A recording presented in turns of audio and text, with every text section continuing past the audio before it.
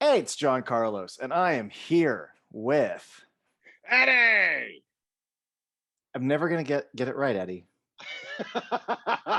You do, and then you doubt yourself, I and that do. is why you fail. That is. Welcome to Movies We're Talking About, the show where I never know which way to point at Eddie. And we've been doing this over a year now. Yeah, we hit Yeah, 50 episodes. It's been over a year. yeah. Don't say it like that. Jesus Christ. I'm just saying there could have been things that people had done and protocols people could have followed, and we wouldn't be zooming a Mhm. year I later know, if I people just know. fucking did shit right. We talk a lot about horror on this, you know. Mike We Myers wears do. a mask. Jason wears a mask. You know. Mike Myers? You mean when he's playing Fat Bastard? Yes, that's exactly what I. Yeah. Yeah. So we're talking Saw. We're gonna talk all the Saw movies. I had the impetus for this several months ago because Spiral sounded even before Spiral came out. Like the story of just Chris Rock was like, "Hey, I got an idea for a Saw movie," and you're like, "What?" He's like, "Yeah, I'm pitching my Saw movie," and they're like, Mm, "Let's make it." I instantly was like, "What? Cool." I'm really, right. I'm really down with this whole like Jordan Peele. I make horror movies now, and Chris Rock. I come up with horror movies now, and Danny McBride's like, I'm making Halloween movies and I'm making Exorcist movies. Like, cool. Comedians going Yeah, into horror. Great. yeah, I'll Anyway, take it. yeah, I wanted to watch Spiral, and I'm like, you know what? Might be down to revisit because here's my thing. What do you I think? I am not a Saw fan. I Hmm. like the Saw movies. I was amused by them, but I don't own a Saw shirt. I don't own a the little Billy puppet pop. I've never. It's fine, but I'm not into it. I'm not hardcore. So I remember when I watched one in theaters. I think I Mm. rented two and three when they came out, and then I didn't follow it until Saw 7 was coming out in 3D, and I'm like, oh well. I'm a whore for 3D. I spread my legs wide open for 3D, even though it seems like that's not really a theatrical trend much anymore. So I'm like, I guess I got to go watch 4, 5, 6.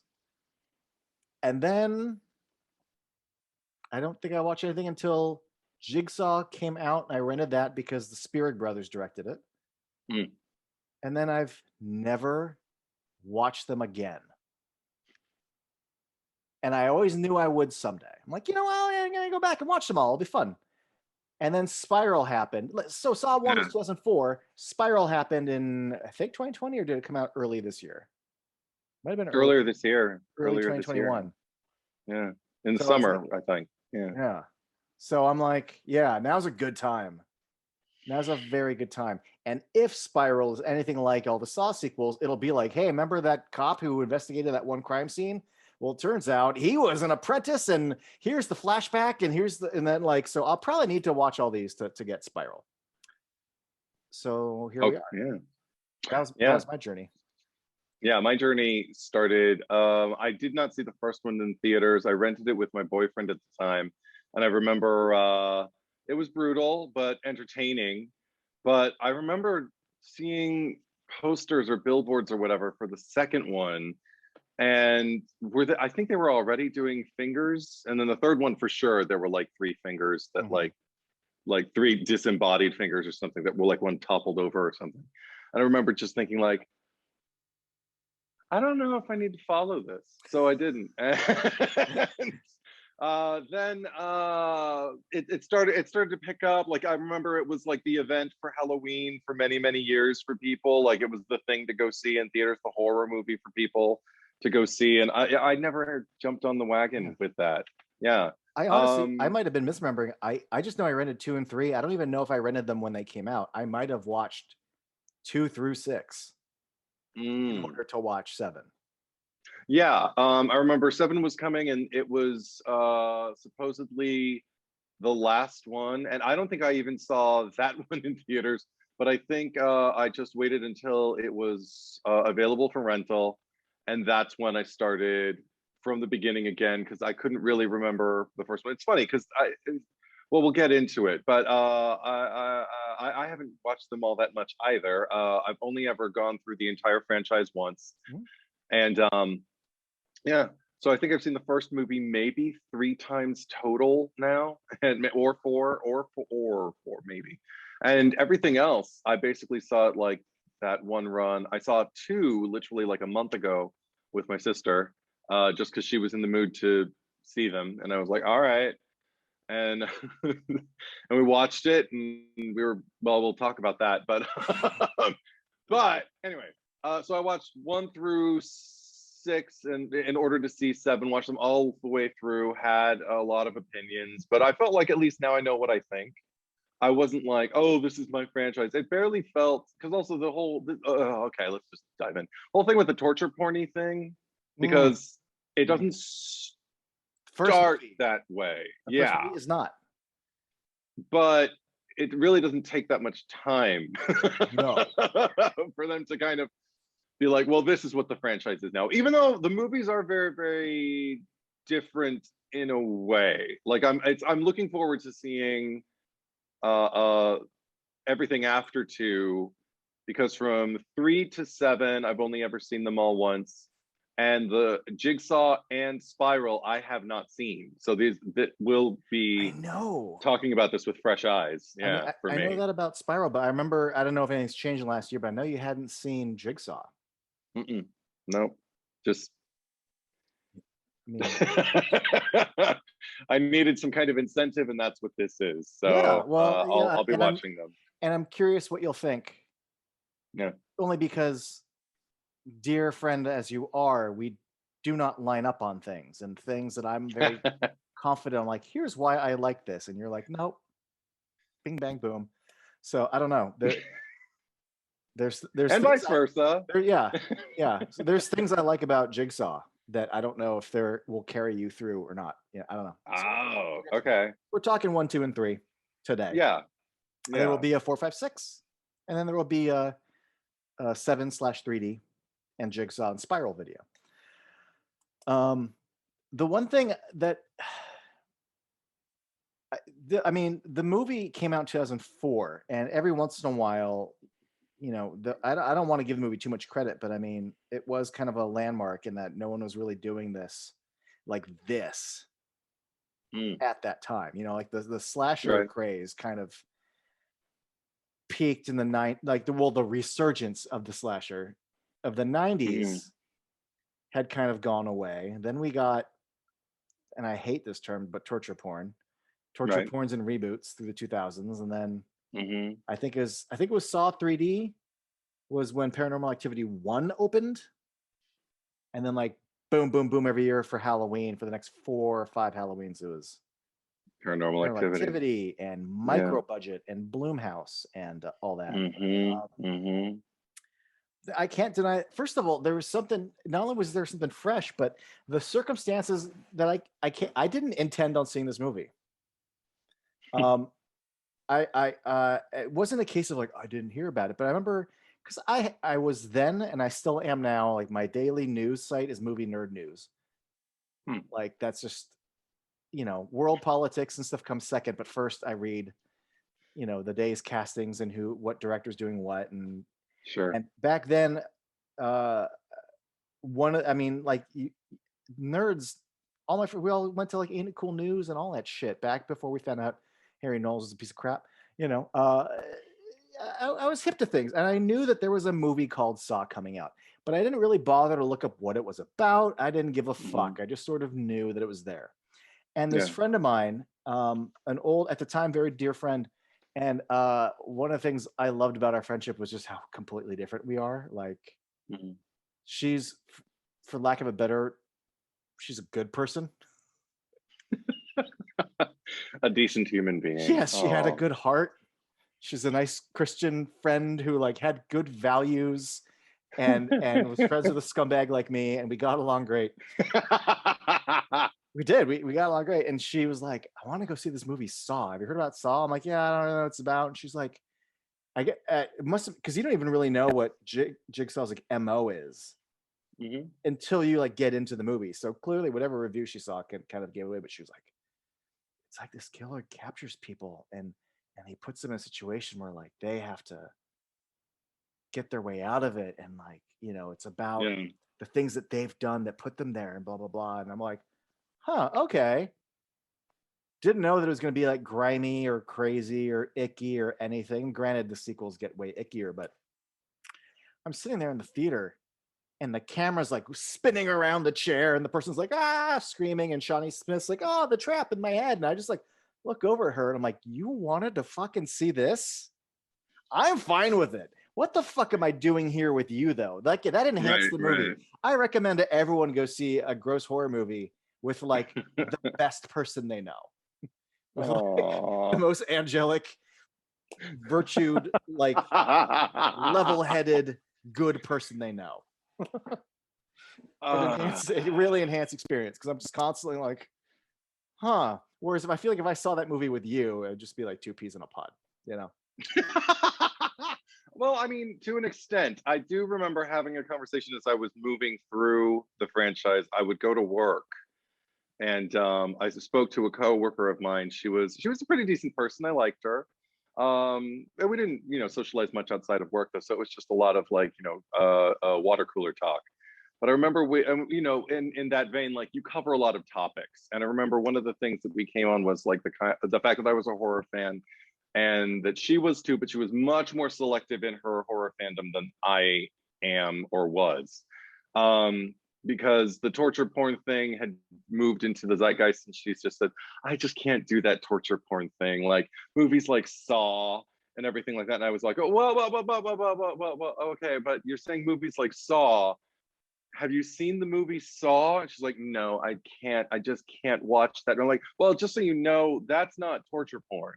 That's actually more dramatically driven and really strategically placed, like as far as the story beats and as far as the twists and the surprises. And it's much more of just a heightened thriller with some gore, certainly, but it's not torture porn. Like it's not the centerpiece of the movie is not the special effects or the kind of extreme acts of violence or anything like that. Even it's not even the fact that it's supposed to shock you. It's just an extreme, heightened, emotional and psychological high wire. That's the best way I can put it. And I tried to explain to her and say, now as you move through the franchise, I wouldn't encourage you to see the sequels, but I would say give the first one a shot. And I thought I had made a pretty good case. She was just kind of like, she looked like she was listening to me. And at the end of it, all she did was restate her case with just like, I just can't do that torture porn. I can't. It's just not my thing. And I'm like, it's not like I'm championing the movie either. I just kind of felt like, well, I don't want anybody speaking ill of it either without having any kind of exposure to it. So I just wanted to kind of make my case. It was a shut in her mind, like the case was made, and it's just like, all right, and it's not a hill I need to die on. Like I've had that. I've tried to explain to people that Texas Chainsaw isn't gory. Oh God! I'm like, a lot of the gore is implied. Very little blood. People talk about how violent. Well, I mean, it doesn't matter anymore. But there was a period of time when people referred to Quentin Tarantino movies as violent, and I'm like, bullshit, they're not. Right. They're implied. Right. Reservoir Dogs literally moves away from violence. Oh God. Yeah. And then Kill Bill kind of ruined that argument. But prior to Kill Bill, I'm always like, what are you talking about? I would always not defend, but try to explain to people, because when Human Centipede would come up, and when they go, oh, it's disgusting. And I'm like, well, in Human Centipede, he points to a chart what he's gonna do to them. Mm-hmm. And then they wake up from surgery. But like, you don't see anyone's knees get severed. You don't see the flaps get sewn. And they're wearing bandages. Like the grossest that movie visually gets is he like, looks a little bit of blood from like the steps. But like all the poo eating is like implied through performance. Like it's not, you need to calm down. And then Human Centipede. Well, there's sound too. I mean, but Human Centipede 2 is the movie that everyone imagined. Anyway. Sure. So I'm glad you brought that up, because Saw was also, I remember watching this one now. Because fun fact, I have not seen Saw since I saw it in theaters in 2004. Oh my God. There was a lot that I forgot about this movie. And Yeah, me too. one of them was categorizing it as part of the torture porn wave. Even though I'm like, oh, this first movie is like there. I mean, even when we flash back out of the room, Yeah. you know, Shawnee Smith gets the helmet off her head, doesn't Mhm. rip her head open. Another victim we see, it's his body's after the fact. It's like 7, like we're finding this dead body. Yeah. Even the sawing of the leg, it's so close on the face and him screaming and a little bit of cutting and then him screaming. There's very little like gore in this movie. But it's because it's effectively done, because Yes. that even during that sawing, because of what they're able to achieve cinematically, James Wan and his DP, I'm just sitting there going like, oh my, I think I spent maybe the last 15 minutes of the movie pretty much just going like this. You know, just I don't know what I was grabbing, an imaginary hat on top of my head, trying to pull it down over my eyes, and I just couldn't. You know, You could just close your eyes. I did a little, but the problem is I knew we were going to be discussing it, and we were also watching. Just so everybody knows, we're discussing the extended versions of all of these movies. Of all of them, yeah. Yeah, which I don't think I saw for most of them, if not all of them, because I don't know what I had on my rental DVDs at the time in the mid 2000s. But yeah. A lot of when I would go to the video store, like they always like release them as the unrated cut. So I never saw the extended cut of Saw though. No. And then I don't know if there was an extended cut for Jigsaw. But find out. But yeah, so I didn't remember how not torture porny it is. Right.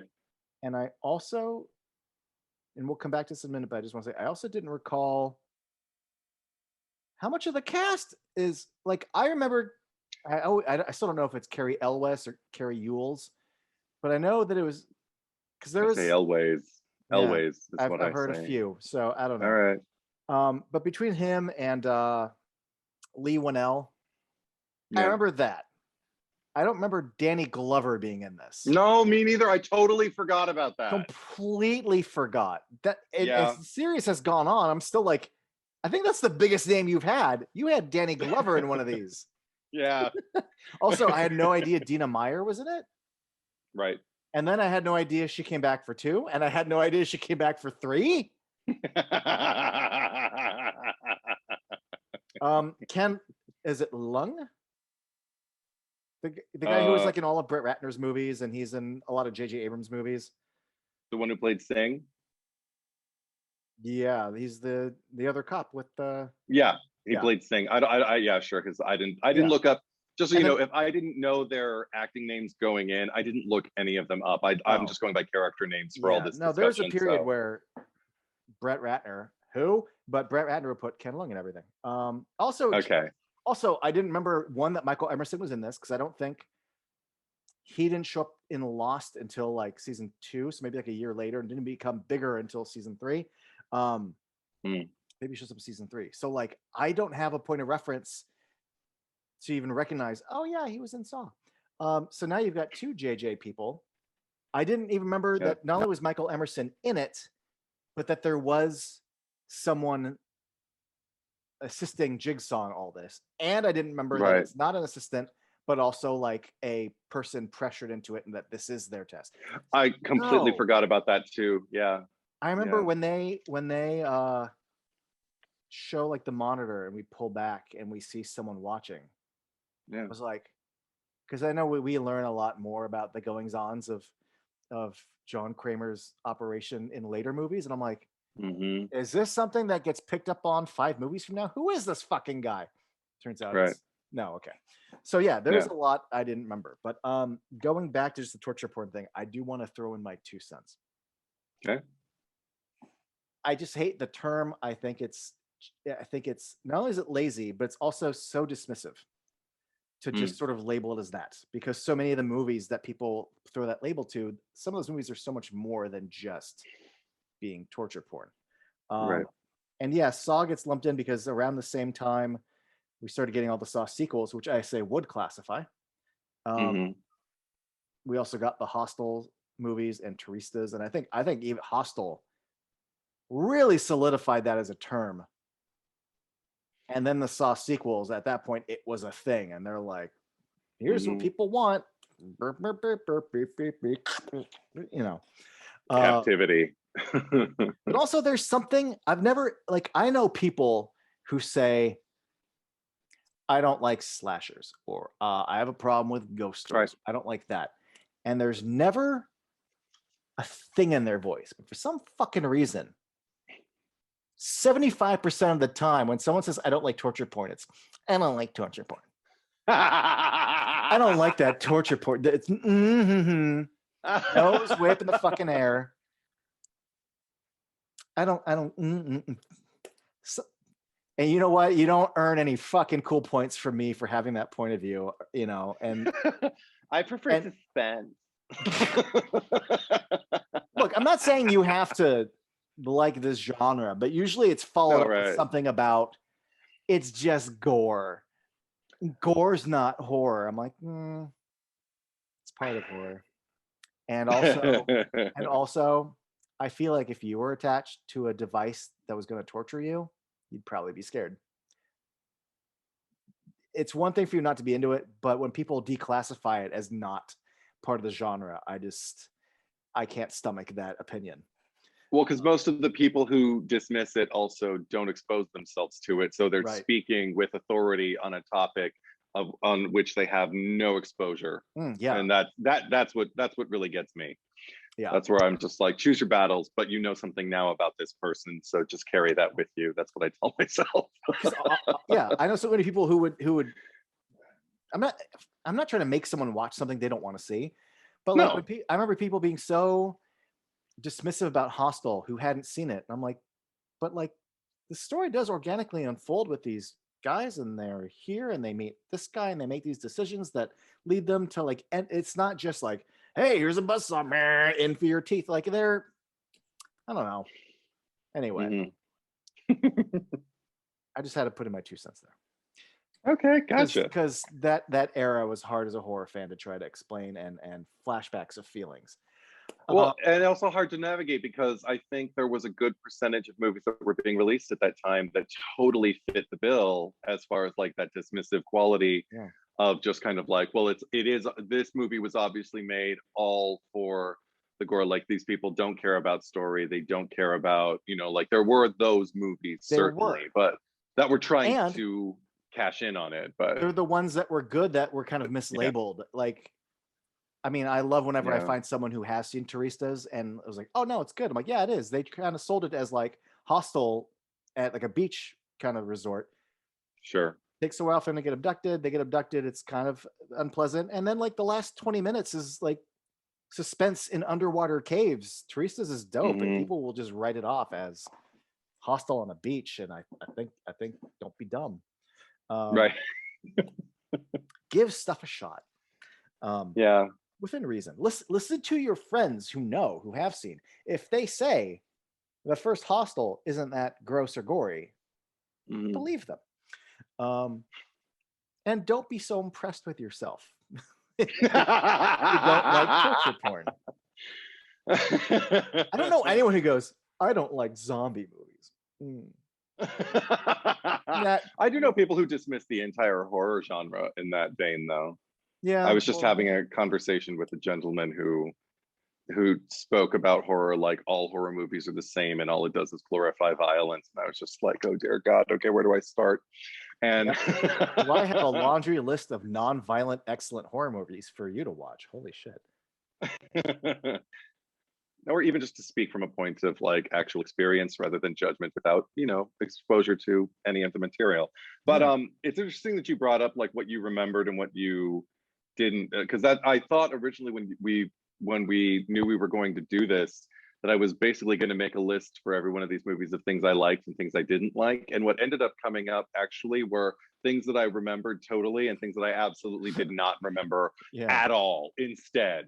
Like the only thing I remembered about the first movie, it's a very short list. I wrote most of the movie is confined to one location. Not true.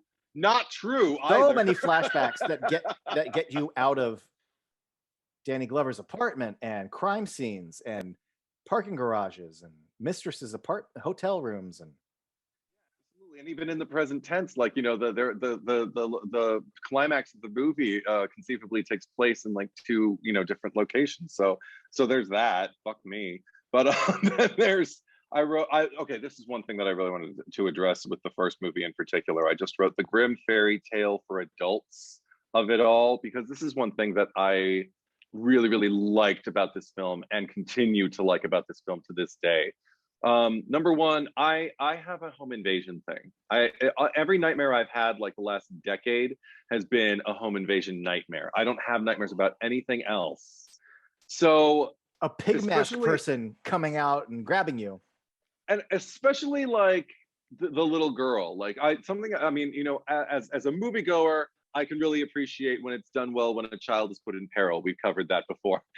And because sweet little what's her name, Diana, is there talking about the bad man who's like in her closet, and Carrie Elways can't be bothered, and then finally he does move from his keyboard, everything we believe stuff. But just the whole idea of it unfolding when something comes out of her closet, her mother hears it, Allison, and runs to go help her as one would. And you're expecting the scariest thing is the little girl's going to be abducted, or the guy's not going to be there, or something like, you know, like every horror trope tells me like he's not going to be there, and maybe she won't either. So the fact that not only is she there, not only is Diana still there, but the man is there covered in a sheet standing there. That is the creepiest thing I have seen in a long time. And it bothered me. It's still, even just talking about it, I'm just like, I don't want no fucking sheet man in my house. And it's not in my house. and also Michael Emerson has those eyes. Yeah. And then on top of it, just like when they do the phone call with the fucking, was it a razor phone? I can't remember. When they're sitting there like, but he's right before that when he takes a stethoscope and just starts putting it to the little girl's heart, and then pulls out the gun and then starts holding it like at the monitor and listening to her scream and cry. And then at the end of it all, like he's like holding her, like when they're doing the phone call, and he kisses her on the head when they're, and it's like, you may be driven to some of the atrocities you have to commit in this movie because of Johnny Jigsaw and all that shit. That's what I'm going to call him for the rest of these, though, is like Johnny Jigsaw. Cool. But that's who he is. I look at him like, Johnny Jigsaw. And, I'm like, okay, but no one is forcing you to like pull out your fucking stethoscope and like measure how scared this little girl is. She's obviously scared already. Nobody needs that. There is something in you that is unsatisfied, and I don't want to know what you need to do to satisfy this appetite that you have. It's dark, and and again, it's not graphic. It is like probably the worst thing I watched in the entire movie. I agree. For myself. Yeah. It was the most unsettling beat. It was the most that caused me to have feelings. It feel like this person is a sadist. I felt, first of all, I forgot also that Monica Potter was in this. So her and the actress who played the daughter are great in that scene. Yeah. They sell that moment. But the second he did that, my only problem with it, and it's not totally a problem, but all that works the first time when you think he is a part of this. And then it's revealed later that he is being pressured into this as part of a game. And that just makes me feel like, oh, that's something you guys did to make me think. And then there's a twist later. So now I guess the retcon is basically what you're saying, which is sure. So John Kramer's finding a lot of fucked up people to test. And this guy is just a little more fucked up than just your average ex-junkie or whatever, And he's testing the fences or the boundaries or whatever of like the situation he's in. He's taking advantage of his position of power. And that's probably the grisliest. That's why it's the grisliest thing. But Also, I want to get back to the whole grim fairy tale for adults thing. What I got from this movie the first time, and I still get it watching it today, is an almost cautionary tale, kind of like moral of the story, like what I carry. This is why it was incredibly scary to me when I watched it, was because there's something about being number one, abducted from your home. We know that's a problem with me, but also to be put into some kind of a situation that you have to suffer physical pain and psychological trauma to get yourself out of, to try and kind of like reevaluate what your life means to you. The thing that gets me the most about it is the fact that it's motivated by shame. There has to be some level of uh, shame about what you've done that you want to overcome, that you want to, it has to work. Like I can't remember if there's an apathetic person who gets put in one of Jigsaw's traps, because if they were truly apathetic or, you know, truly stagnant, there would be no desire to save their life. They would probably just kind of be like, well, fuck you, and just sit there and just be like, I'm gonna wait it out. I've been waiting to die anyway, and I don't have to kill myself Now, this way. You mean I can just know when I'm gonna die? Thanks, asshole. So that's a movie. That's a Saw sequel I want to see. yeah, that would be interesting. Get a bunch of millennials. Like, how do you scare someone who is not afraid of that? Yes, Yeah, you get a bunch of 20-somethings who are always posting memes about wishing they were dead. right. And that's how you make the franchise fresh. That'd be awesome. Oh my God. See, I guess maybe it hasn't happened yet, so that pisses me off. But no, because I mean, the instinct for survival is something, it's not a given, and it shouldn't be a given. But the thing is, I like that I think one of the things that makes Johnny Jigsaw choose somebody is believing that this is going to work on them, that putting them into a device and daring them to All like right. let their life slip away is, you know, I think he knows they're going to fight, That or at that part least he's that interested enough. Yeah. I was going to ask this once we got to 3, but I feel like I'll just ask this now because you're kind of Okay. already there, and you kind of already sort of answered the question. But I have a question for you. The Okay. question for you is this: we know that John Kramer's method is I put you in a device, and that you have to find the will to live. Most people don't value their lives. Hmm. We find out later, not only is he doing this because he's dying of cancer, it's like, no, he already tried to kill himself once. Yes. That Yes. gave him a new lease on life. People Hmm. need to confront death and fear the way I Hmm. have confronted death to find a new lease on life. Hmm. That's the speech he gives, Yeah. even though the timbre of everything feels kind of emotionally detached. Yeah. Which makes me wonder, and I want to hear what you think. Do you actually believe that he believes that? Or do you think he's full of shit? And that's just the shtick he says. And he's kind of Mm. smelling his own farts about all this. Because I say that for 2 reasons. Okay. He's talking about people, valuing their life, that you do this, you find a new lease on life. He was confronted with this, and yet everything he says seems to be so kind of zen and detached and like joyless, and like, is he getting the most out of every moment, every new thing that he has, aside from channeling all of his energy into doing this to other people? And also, and we'll watch more of these movies, and I guess that'll answer that, because I don't remember a lot of what happens in the sequels. But it Hmm. seems to me that, like, like, a lot of these people don't really come out of it. Like, Amanda doesn't come out going, every day is a gift. She just kind of does what Jigsaw did. She's like, oh, I'm going to start killing people now. We'll get to that later. Um, uh, I don't get the impression that, I don't remember his name, but like Angus McFadden in 3, Mm. like, and in any of the sequels, I don't recall in any of the sequels this ever working. First of all, a lot of people die. They don't fucking get out. 80% of them die, right? And then the 20% that do get out, I remember them all just still kind of being generally shitty people. So Jigsaw's whole uh, thing doesn't fucking work. So either he doesn't understand that it works and he's just hopeful, or does he kind of understand this doesn't work and let me just keep trying, but I'm also kind of full of shit about all this? Okay, that's like actually three different things you just brought up, because Okay. acknowledging that it doesn't work is very different than believing your own bullshit. Yes. And then separate from both of those on the table is, are you just full of shit? Because this is the thing. Originally you just asked me between the two. I feel like they're both true. I feel like he is totally full of shit, but I think that he honestly believes. I think he is in. Well, I don't want to say insane, but I do want to say I think that he has delusions about his right to kind of hold dominion over people and determine what is the best way to challenge them to change themselves.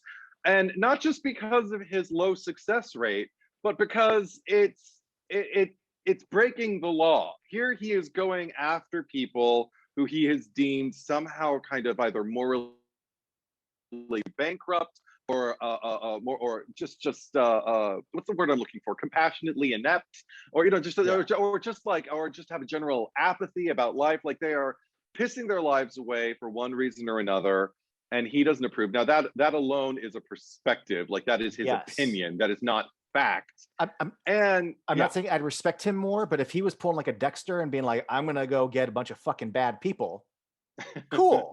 But no, I mean that's yeah. part of the fear is that he could be profiling you. Well, and that's the biggest thing that scares me is the fact that I think I might have also I had I had a few years been removed from a very deep, stagnant time in my life when I saw the first movie. So I think I was still kind of grappling with things like shame and also wastefulness and like that, whatever, like time lost and everything. I think I've made a lot more peace with it now. It's not like it doesn't scare me now, but I was thinking, oh, this really got to me the first time I saw it. I must have still been like working on things, because the whole shame factor was huge for me. And not just the shame, but just kind of like the almost feeling that you almost deserve to be in the position that you're in because you have been pissing your life away. There was something about that element about watching, particularly people who have words, labels that they can have adhered to them, that a lot of people are going to dismiss them, like junkie Yes. or stuff You, like that. you get that a lot in the Or being second in any movie. kind of, It's a bigger yeah, group of quote unquote sinners. right. Whereas Um, in the first one and the third one, these are people who more just kind of ignoring or wasting parts of their life, ignoring loved ones, um, which is an interesting target for yeah, sort of the victim. I mean, ultimately, the children of Elm Street are innocents too. It's always about coming after, but it's a sure. very specific form of innocence. Also, Yeah, props to yeah. the fact that these aren't a bunch of dumb teenagers. Well, okay, we'll get to that.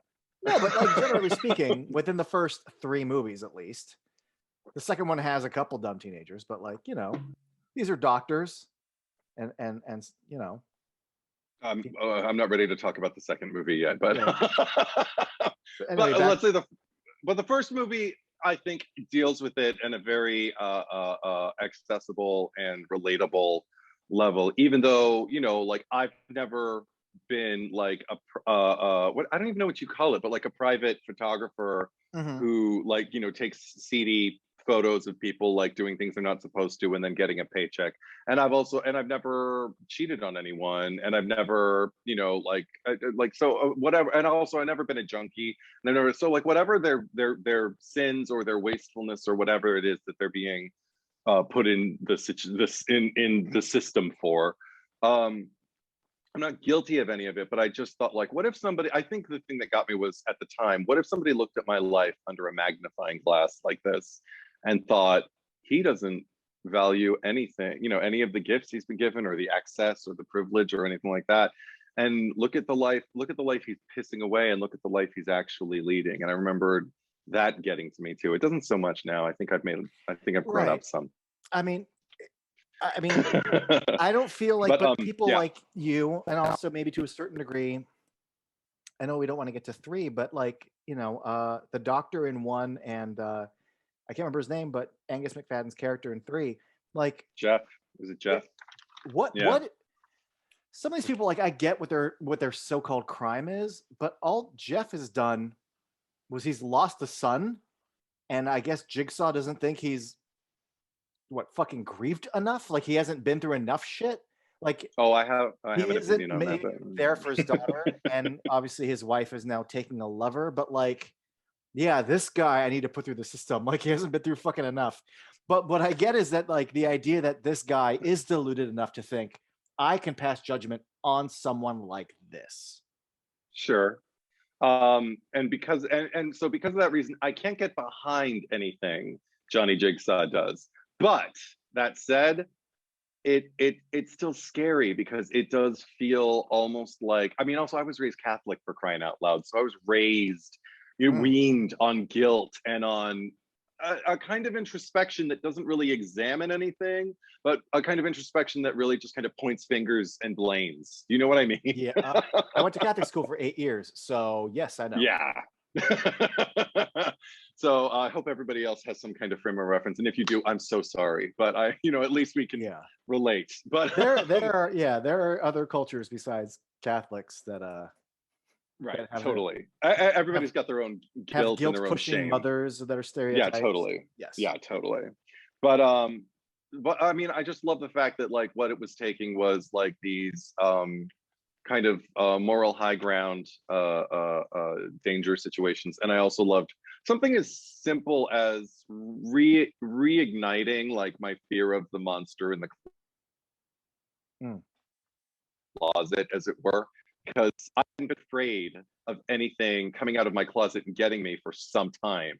All of a sudden, I see this movie for the first time, and I'm scared to go home because if somebody's watching me and judging me and thinking I'm not living my life, the life that I should be, they could be in my closet, and even though my closet doesn't have any doors, like I mean, it's a metaphor, but anyway.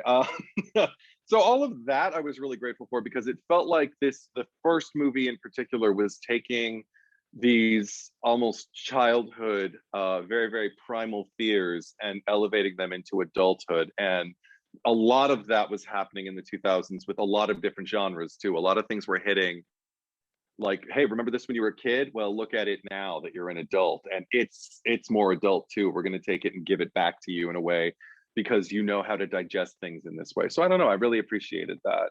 The only other things I remembered going in were Johnny Jigsaw's the guy on the floor. Yep.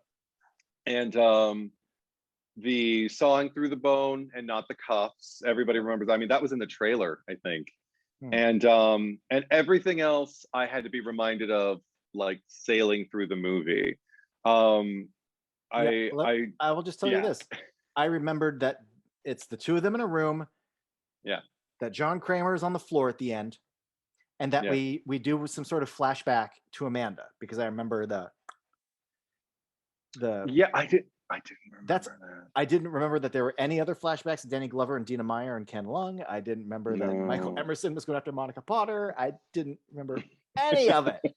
And I couldn't remember if it was in 1 or 2 that introduced the cloaked outfit with the pig mask. And I'm like, I think it's 1. And then sure enough, it's in 1. Yeah. It's funny that Billy the Puppet became the face of the franchise to such a degree, because like, especially in those first 3 movies, they get a lot of mileage out of this outfit, this killer or this abductor with a mask. And I remember like NECA made 2 action figures, the black and the red. And I'm like, okay. And then everything else, all the t-shirts, all the pops, all the shit, it's all fucking Billy. All the cosplay and crossplay and sexy gender bend cosplay of Billy. And it's funny because they have their like iconic slasher outfit and no one really does it. Yeah, I've been if that mask came out of if someone came out of the closet with that fucking matted black hair, fucking forget it. Yeah. Or in a parking garage, anywhere. If they I don't want to see that. I don't want to see that. What was it? Motel Hell was the first movie to have like the pig mask, like with the chainsaw killer. Can't remember. I feel like I might have asked you this. I don't know if there's that's probably the earliest I can flash back. Okay. The latest being Leatherface. Yeah. No. We won't talk about that. one thing I was really grateful for in this movie, completely devoid of story or any of the filmmaking, was just getting to watch Carrie Elways do anything other than a British accent again. I had forgotten that oftentimes when he has to do an accent that is not just his British tongue, he he'll I don't know, he does this theatrical thing that I don't think it's bad. I think it's quite charming actually, but I do at times it does feel like a bit of a flexed muscle. I went back to Twister when it's just like, well, let me enlighten you people. Or what, I don't remember what the line is. He says just like, so stick around because the days of sniffing the dirt are over because I'm from the South. Anyway, this one, I feel like there was a lot of, I can't even do an impression of it, but just a lot of, it was, okay. It was almost like he was putting on a voice, particularly in the first scene. I was watching the first scene, I was like, did they shoot this in sequence? Because he doesn't seem relaxed quite, yet. And he got so much better later on in the movie. So I'm wondering if they shot it in, in the order that the events actually happened. Maybe so they didn't have to like clean up the set dressing or anything like that. But even like toward the end when he's on the phone with his wife and his daughter, and he's got this thing where he's going, Ali, Ali, and then he Ali, Ali, and then he screams on the phone just like, and he goes right back into British. I loved it. He was just like, if you so much as lay a finger on them, I'll kill you. And I don't know. I again, I don't need him to be like, note perfect with the accent or anything like that. It's just something I noticed and I wanted to talk about it because I think it's adorable. But it is charming that both of our leads struggle to maintain what could be considered a perfect American accent. Right. They both, right. if you've never seen them before, ever, you'd still go, they're not American, are they? I can tell.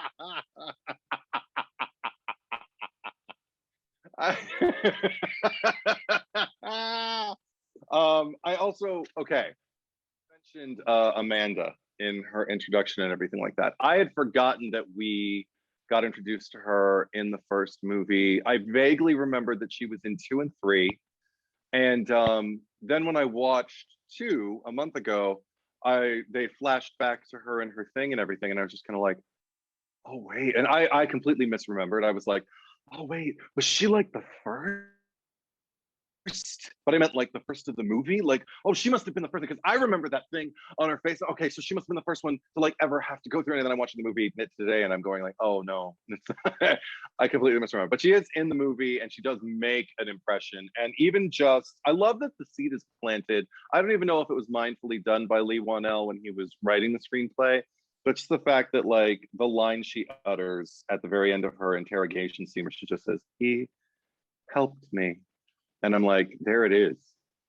That's all you need, is to hear that she believes she went through this for the better and not for the worse, like, yeah, at least at this point. And yes. I found that incredibly interesting. I love how much is planted in this movie. And I don't know whether it was done intentionally. I don't know if Leigh Whannell ever even thought this would be successful enough to warrant a sequel. From Saw 2, I'm guessing probably not, but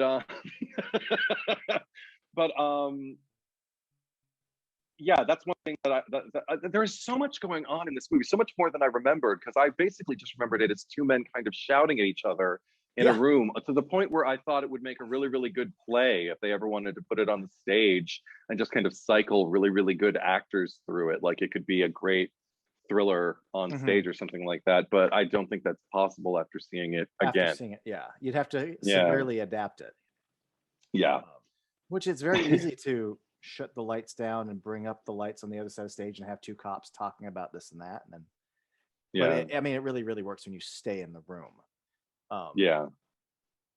Also, the escape room motif, like one of the first that I got like a real strong, I don't even know how prevalent escape rooms were at the time, or if they were a thing yet. Okay, I don't think so. But I didn't think so, but I wasn't sure. But yes.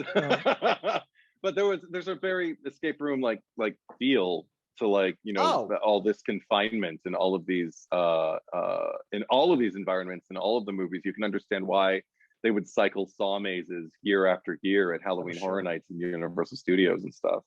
Yeah, it totally made sense to me. Um, So, yeah, you touched on some things that I feel like there's payoffs for when we talk about 2 and 3. So I won't really yeah. get to them now. But you're right. It's interesting because okay, so Leigh Whannell is credited for co-writing 1 with James Wan. Yes. He wrote 2 and he wrote 3, but also Mm-hmm. 2 was, without getting into too much review, but 2 was originally a script for a different movie that Darren Lynn Bousman had written. It was a Darren Lynn Bousman script and story that made its way to Lionsgate and was turned into a Saw sequel with a polish by Leigh Whannell turning it into Saw 2. That makes so much sense. It was not a from the ground up Leigh Whannell sequel. Right. It was people stuck in a house and, bop, bop, bop, bop, bop. Sure. But what I do find interesting is, especially when you watch, because the guys who took over writing for 4 and 5 and 6, I mean, you're laying the grounds especially with 2 and 3 and 4 and 5 and 6, especially since we're gonna be filming in the summer. It's coming out in October, and then bam, bam, bam. Yeah. So here's a letter, and then 2 movies later, we're gonna see someone deliver that letter, and then 2 movies later, we're gonna find out what's in the letter, and bing, bang, boom. But that first movie, they managed, even within just the 2 and 3, even though 1 was simply made to be 1, like most franchises, the first one was never meant to be a franchise. Yeah. They managed to extrapolate quite a bit to create what feels like a mostly organic trilogy. I agree. Because to me, it is because James Wan cooked up the story for 3. It's a story by credit. So there is like this sort of Leigh Whannell trilogy. Sure. And it fucking, like, Jigsaw gets killed, it's done. Yeah. Yeah. Then it's not. But they managed to extrapolate quite a bit from that first movie. Absolutely. Props to them, because it felt, because so much happens in that movie. Well, and you can, and it's all worth mining for story. Yeah. If I have one kind of disappointment with 2 and 3, and it's not the biggest disappointment, but I remember being so excited to see Dina Meyer show up in 2. I'm like, cool, I love this kind of continuity. Especially when cops are, there's like a purpose, blah, blah, blah, that's something that drives them. Right. I was so excited to see her in 3. I didn't recall that she dies in 3.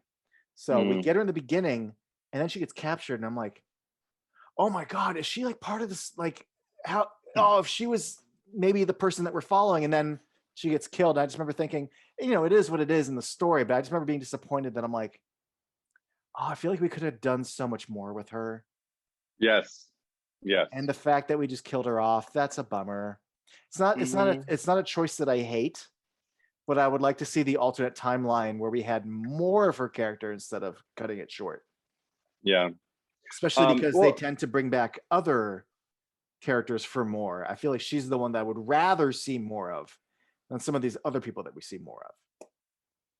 Well, she's so entrenched in like the lore up until that point. Like she is like essentially like, I guess our expert, like the person who has gotten the most traction, I guess. It could have been Danny Glover, but then it becomes her by the time you get to 2. Yeah, if he right. Yeah. I think Donnie Wahlberg even explains it as like, I'm not getting, this is your thing, Right. Yeah. Which I felt, and I was happy to kind of like see it that way. But I get what you're saying about that. The only other thing, because I mean, I would like to move into the other movies. Do you have much more to say about the first one? Well, I mean, I'm gonna say, I try to, my whole thing is I try to stay positive with, and we tend to pick a lot of movies that like we love, and this isn't a franchise that I love. It's just a franchise that I like. It's gonna sound negative, but it will end positive. I remember seeing this in theaters and being thoroughly unimpressed with when we cut to things, and it spins, and then it shakes. Then we cut to a face of someone going, and then the camera goes, and I'm like, this is stupid. It doesn't enhance anything. It doesn't make me excited. It doesn't make me scared. It doesn't jostle me. It just kind of annoys me. And it was interesting to watch James Wan grow, because I remember being, even when his budgets were bigger, with like Dead Silence, I remember watching Insidious and going, what the fuck happened, James Wan? You learned a thing or two. You decided to like take a deep breath and kind of calm down a bit. When someone falls over, you don't have the camera roll with them. Like, okay, James Wan, I'm seeing what's happening, James Wan. And then to go through that in The Conjuring, and to see him play with the camera in what I consider to be good ways, like in Fast and Furious 7, some of the best fight scenes in Aquaman feature that instinct. Mm-hmm. It was just a little bit jarring to go back to, which Darren Lynn Bousman's like, oh, I'm going to take that and run with it. Oh God. It's a trend that I was not fond of then, and being older and looking back on it, it hasn't aged better. Okay.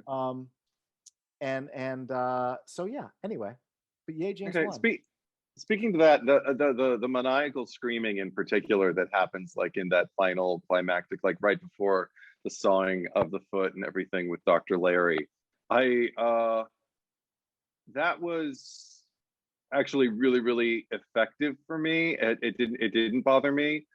So I'll put that there, because we'll put a pin in it, come back to it when we talk about the second one. But the only other thing I wanted to say was I really appreciated kind of the how can I put this?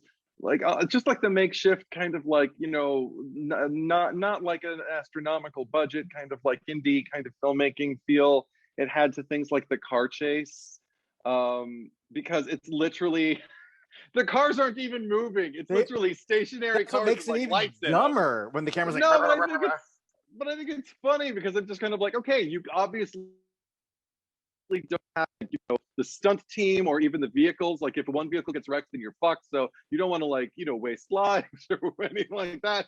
So you're just gonna like have them stationary, have like everything around, just have lights on them and just like into them real quick. And I'm like, okay, well that's a choice. I don't think it's bad. I think it's just I think it's a choice. And I thought like, okay, if you can't, I mean, immediately I got caught up in the filmmakery of it all, but that's okay. I don't mind that. It wasn't like a deal breaker. I think it's in 2 where they evoke that again when they're when he gets, I think I'm really shit with names, but I think Donnie Wahlberg's character's name is Eric.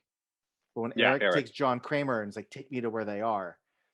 Oh yeah. And they actually do shoot the car driving. Yeah. But they do this little jittery frame thing. So you see it round a curve, and then I think you see the cops following, and they go around the curve. But instead of being a cool jittery thing, it made it look really cartoony. Like I wanted to see it go wee. Every other time it's close-ups of people screaming, but it's like and it just looked like a clown car. I don't think they meant it to. Yeah. Anyway, 2. I think we're officially on 2 now. Okay, sure. Or are we not? I just had one more thing. Yeah. The only thing that kind of annoyed me about the first movie was just I saw Allie holding that gun on Zepp after when the tables had turned and everything, and I was sitting in my room screaming like, shoot him! And I am not one of these people. Who's like, yeah, vengeance, make him pay, whatever. But I'm like, he held a gun at your daughter's head. He held a gun at your head. He held a fucking stethoscope to her chest, and you're still in your home. Like this is your home. Your child is not going to feel safe if this man runs free. She's going to spend the rest of her time living in this home or wherever you run to, thinking that this guy is in her closet. This is like what, you know, this and that. I'm just like, kill the fucker. It's worth the excess trauma, because that's all I would think. I'd just be like, you're not, no, you make me feel this way in my home, will you? Fucking asshole, motherfucker, piece of shit. Watch this, kid. Boom. That's how much I love you. And it's Wow. toxic. It's See, totally toxic. And yeah. I had That's the how I thought feel. of shoot him, but I didn't think murder him. I just thought, you know, between self-defense and home invasion, you have the right Sure. shoot this fucker in the leg. Cops Yeah. can come and get him. But I just kept thinking, like, there is a kerfuffle, and that gun. I my brain, I, recurringly when these things come up, I always think specifically, shoot him in the leg. And whenever there's situations on TV, they're alive, and I'm like, oh, why didn't you just shoot him in the leg? Like, they're not going to die from it, but they're not going to be able to come after you either. Just point it down and just shoot in the leg. See, you're a superhero compared to me in that vein, because I don't. If I, it's like I am usually like, don't even let it escalate to this point. But then somebody crosses the line with me, it's like, die, motherfucker! I can't. Well, I can't. But it did occur to me. Yeah, it did occur to me. Like when I saw his hands dangerously close to the gun while she was aiming at him, I'm just like, just shoot him wherever. Don't even aim. Just shoot at him. Shoot him in his fucking close hands.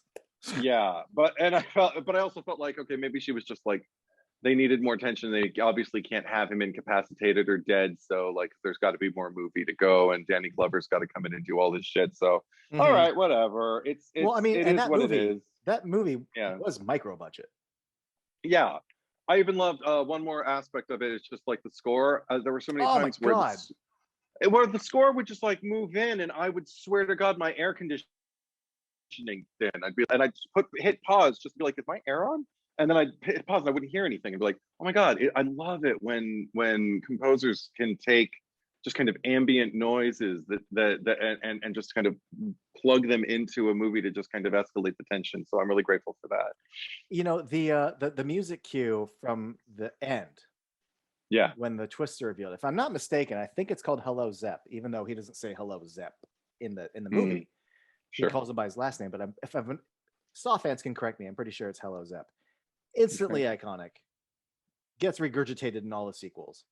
But I didn't remember how good the rest of the score is. Yeah. And I think he scores 2 and 3. The score in 3 is like really like, without getting into the specifics, he scores the fuck out of these movies. And for what things I don't like in 2 and 3, as far as just transitioning from one scene to the next with flashy, flash, wiggle, wiggle, wiggle. Just, you know, Mark Wahlberg is literally leaning forward in a chair, and then it's flash, shake to just him sitting back in a chair. There's so much obnoxious bullshit in 2 and 3.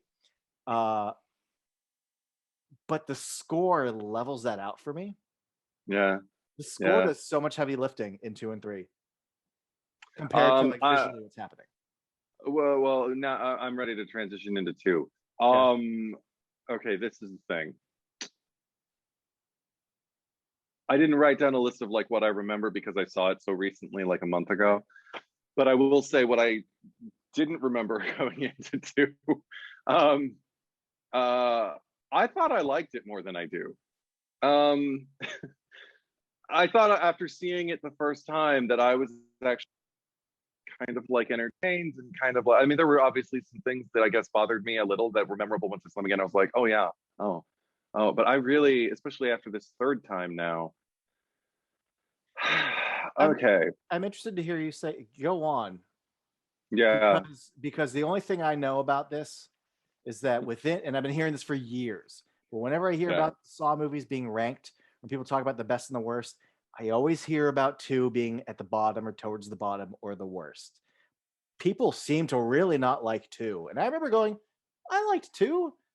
It's a pretty good twist. There's kids in the safe and like, you know. And I want to hear you say, because I'm still not, I'm not totally with you yet. I'm still. Okay. I don't think it's bottom of the list. I remember distinctly there are movies that will definitely be below this in my ranking if we do one. I haven't seen it, but I in ages. But I remember 5 being a real piece of shit. I'm not even gonna show my hand yet. I'm gonna wait until I get there. I couldn't even tell you what happened in 5. I just remember feeling that 5 sucked. But we'll get to it. Okay. Because at the time of this, we've only watched 1, 2, and 3. I have not watched 4, 5, and 6 again yet. Right. Okay. So first note I wrote for Saw 2. Intense angles. Straight into the torture porn of it all. Yes. Here, like the first movie, everything was about escalating and building and tension and like using all of these incredible techniques to like make me just like anxious all over and scream and go with my imaginary hat. And here the movie opens and my hat, it's not even on my head. I'm not, I'm not even flinching. I'm just, you don't have a context for what's happening. No, I don't know who this person is, and I'm just And kind then, of like, oh, but it's still going thing, and I just feel like the filmmaking is already suffering for me. Yeah. Yeah. A lot of movies that they do the kind of cold open kill, which say half the time usually doesn't work for me. Yeah. But at least sometimes there's a payoff because if you wait 5 or 10 minutes, it connects to something, and then it became like, oh well, Dina Meyer investigates this scene. Oh, okay. But then it turns out at least there's the calling card on the ceiling. It's not totally arbitrary. So I'll give it that. But it is, you don't know it's totally arbitrary when you're starting. And if all you care about is torture stuff, then I guess it's fine. I gotta say though, and I'm sure we're gonna get more to your bullet points in a moment. Oh yeah. The biggest from the get-go change is besides, well, okay, no, okay. They show the thing. Yeah. That first movie, we investigate the aftermath of a thing, or we show her getting out of a head trap.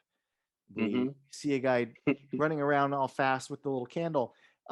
Everything's implied, and there's a choice. You could tell the producers made a choice right away of not only upping the ante, but showing it. Like that will be this franchise's calling card. Is torture scenarios and seeing people in them and not finding out about them after the fact anymore. Right. But it's creepy to see a body caught up in barbed wire and then quickly cut into just some flashes of him versus 6 more movies of people actually doing the thing. But I mean, that scratches an itch for a certain type of person. And I get, as the franchise builds, like, what are you going to come up with next? And it is fun to watch some of these things go off. Simply from I agree. A makeup, special effects, stunt standpoint. It's all about setting it up properly. It's like, I mean, here you were talking about like all these comedians who are doing horror movies now, and it's been said before, but that like, you know, timing in horror is adjacent to timing in comedy. Like, I mean, you need to know, like, here's the setup, beat, beat, beat, here's the payoff, you know, like everything.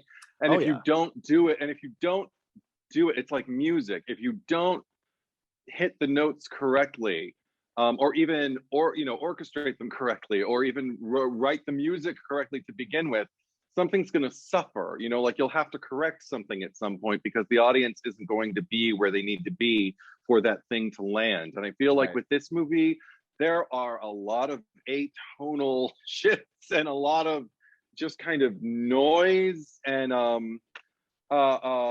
less symmetry. Just you know, or it's interesting to me. I did not know about the screenplay being adapted to become a Saw movie, and that makes absolute sense to me because there is even when in connecting them, and I don't mean necessarily connecting Detective Eric's story with his son being imprisoned there and everything like that. That actually I think works pretty well. But the one where it really hits for me is putting Amanda in, because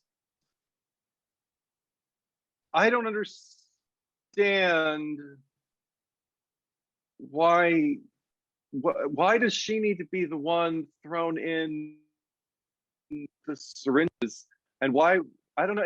Everything about it, I'm just gonna like, why? I don't understand. I mean, like what is that trying to do? What were they hoping to achieve with that moment, aside from the obvious, oh, that's awful? Eddie, as someone who didn't remember these movies, I remember that scene and I presume Yeah. it's something that happened in like 6 or 7 because of just what a horrific idea it is.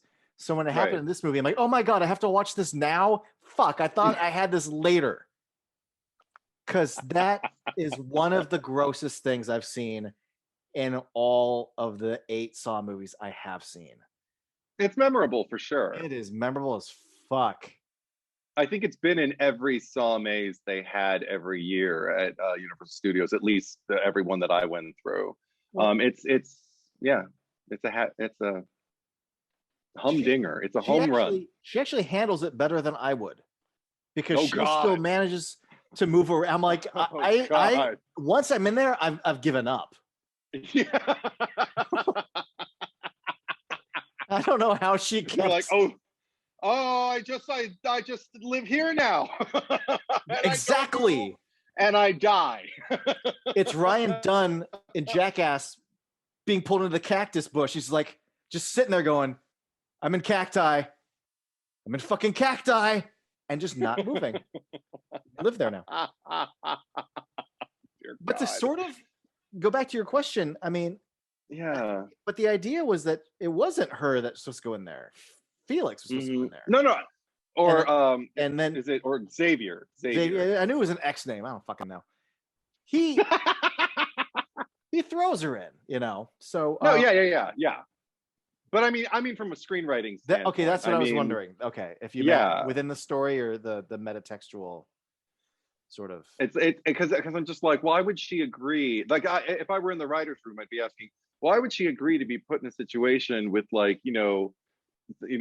someone, any one of them could be a potentially loose cannon, and any one of them could, especially if she's the one who knows, they could immediately be suspicious of her. They could immediately target her, and now they're surrounded by like all of these weapons of torture and death and everything.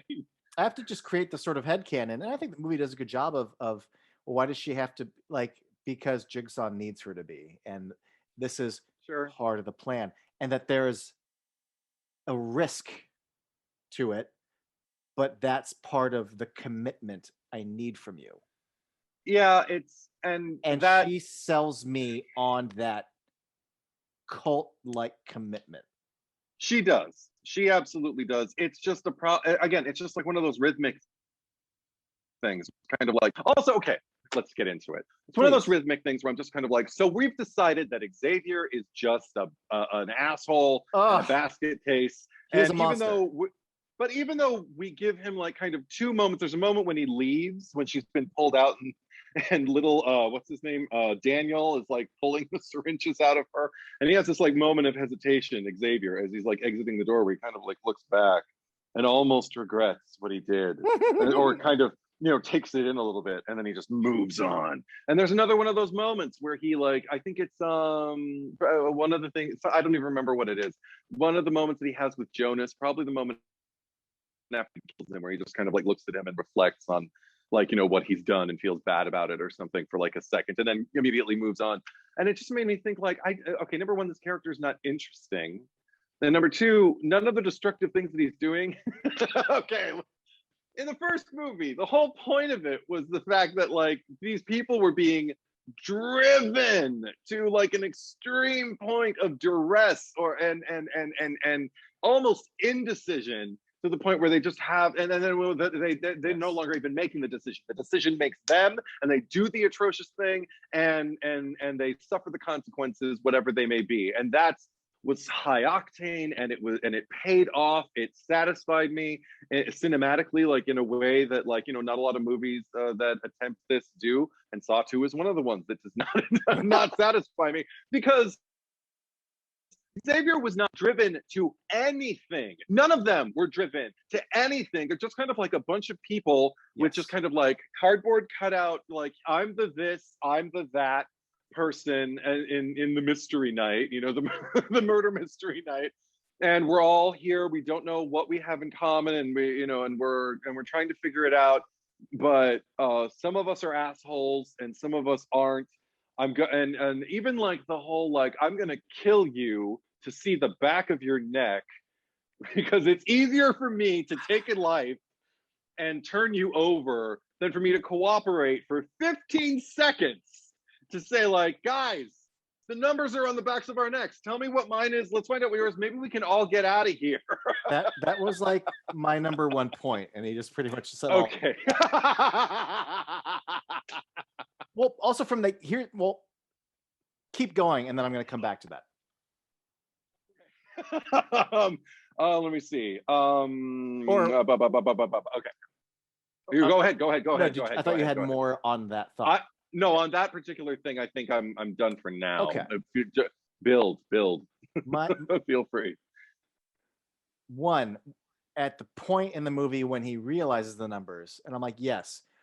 Yeah. Why can't you just ask them to see the back of their neck? Yeah. And then don't tell me like, oh, because of his character and this is who he is and this is what a monster. I'm like, bullshit. Yeah. Bullshit. I call lazy writing, or if you're the viewer, it's a lazy excuse.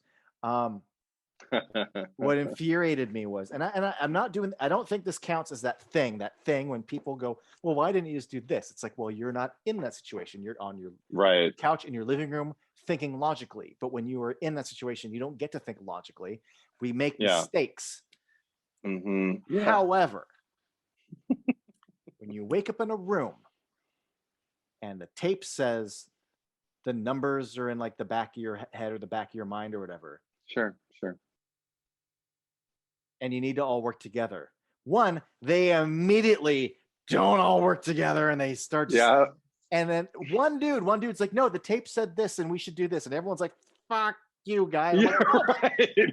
I feel like more people would be like, what did the fucking tape say? Yeah, exactly. But the second I hear like it's in the back of your mind or it's in the back of your head or whatever the fuck the line was, I remember even just now, I hadn't seen the movie since 2005. I went, oh, like, check the backs of your heads. Yeah. It's like an escape room and you're like wondering what to do. And the clue is so in your fucking face. Like the combination, you have the combination. It's all, and I'm like, I get every 10 minutes or so, it's just the movie kept going. I'm like, have you not looked at the back of your heads yet? He said, said it in the first scene. God damn it. So by the time fucking Xavier even figures that out, I was so pissed off that like it took this long. And this shit. God. You can't just fucking look at it for me. God damn it. Yeah. You know what? Sorry, I made a mistake. I'd rather cooperate with you for, like I said, 15 seconds rather. No, I'm going to cut my own fucking neck off because that's just who I am. No, because I'm a muscle-bound Latino ex-con. Fuck that shit. I don't like it, but I sort of get it. I sort of get the end result because in a weird way, we're trying to tell a sort of grand guignol, grotesque story. But here's what you do. You have him say, look at the back of my neck. And they're like, no. There you go. Fuck you. There you go. And then he gets pushed to a point where he goes, oh, fine. End result. It's still grand guignol. It's still grotesque, but it fits in a story now. You nailed it 100%, because that was my biggest criticism for the movie overall. I think was the fact that like we went from driving people to like a gruesome mental state so they'll commit gruesome acts to now, well, we don't build toward their gruesome mental state. They just commit gruesome acts. Yeah, Isn't that bad? Mm-hmm. Isn't that terrible? It's like yeah, it's terrible. Like it's horrible. Or I don't like watching it. It doesn't give me a rush. It doesn't feel like anything has been developed or anything has been achieved or earned. So it just kind of meanders. That said, some of the things that I do like, go ahead. I'll tell you. I'll tell you one of the things I do like though is that because there's a lot of potential here. I love the idea that they didn't just remake and regurgitate the first movie and put 2 or 3 or 4 people in a room and do the same fucking thing again. Sure. It's a house with different people. It's a different motivating, driving story. And also we've got Jigsaw and the cop and this whole kind of conversation. This is not the same movie. No. Respect. However, there's like a better version of this story. Absolutely. Yeah. All they needed was like maybe one more revision, and somebody like and to have somebody like kind of like around like while they were shooting to kind of go like, I don't think this is working. Let's shoot what we wrote, but let's shoot another version too. You know, like something like that. But I do. The one thing that I really appreciate is the return of Amanda, especially her. I love that she's melodramatic as shit when she comes back and realizes that she's there, because Oh it totally like gratifies like the little horror fan in me just kind of to go like, that is exactly how you would respond if you had already gone through this shit and come out the other end, and you're supposed to make people believe that right. you don't want to be there, especially the audience too. That was one mislead that I thought worked successful. I mean, when I watched it the first time, I was really, really grateful for it. The problem, she was one of the only characters. Yeah, yeah. No, I'm just saying I totally fell for it the first time, and it succeeds because of her. Yeah. Yeah, totally. And but the thing is, like, she's also one of the only characters whose name I know. Did you notice? The only reason I know the names of the characters is because I watched this movie with the subtitles on. Because, like I said, I didn't go to IMDb or do anything like that. So I watched this movie with the subtitles on, and on occasion, someone will yell something off screen, and it will print their name saying "so and so screams." That is the only way I know most of these people's names in this movie. I know Jonas because they say Jonas, and he introduced himself. I know Daniel because I already knew Daniel, but he introduces himself too, and I know Amanda because first movie.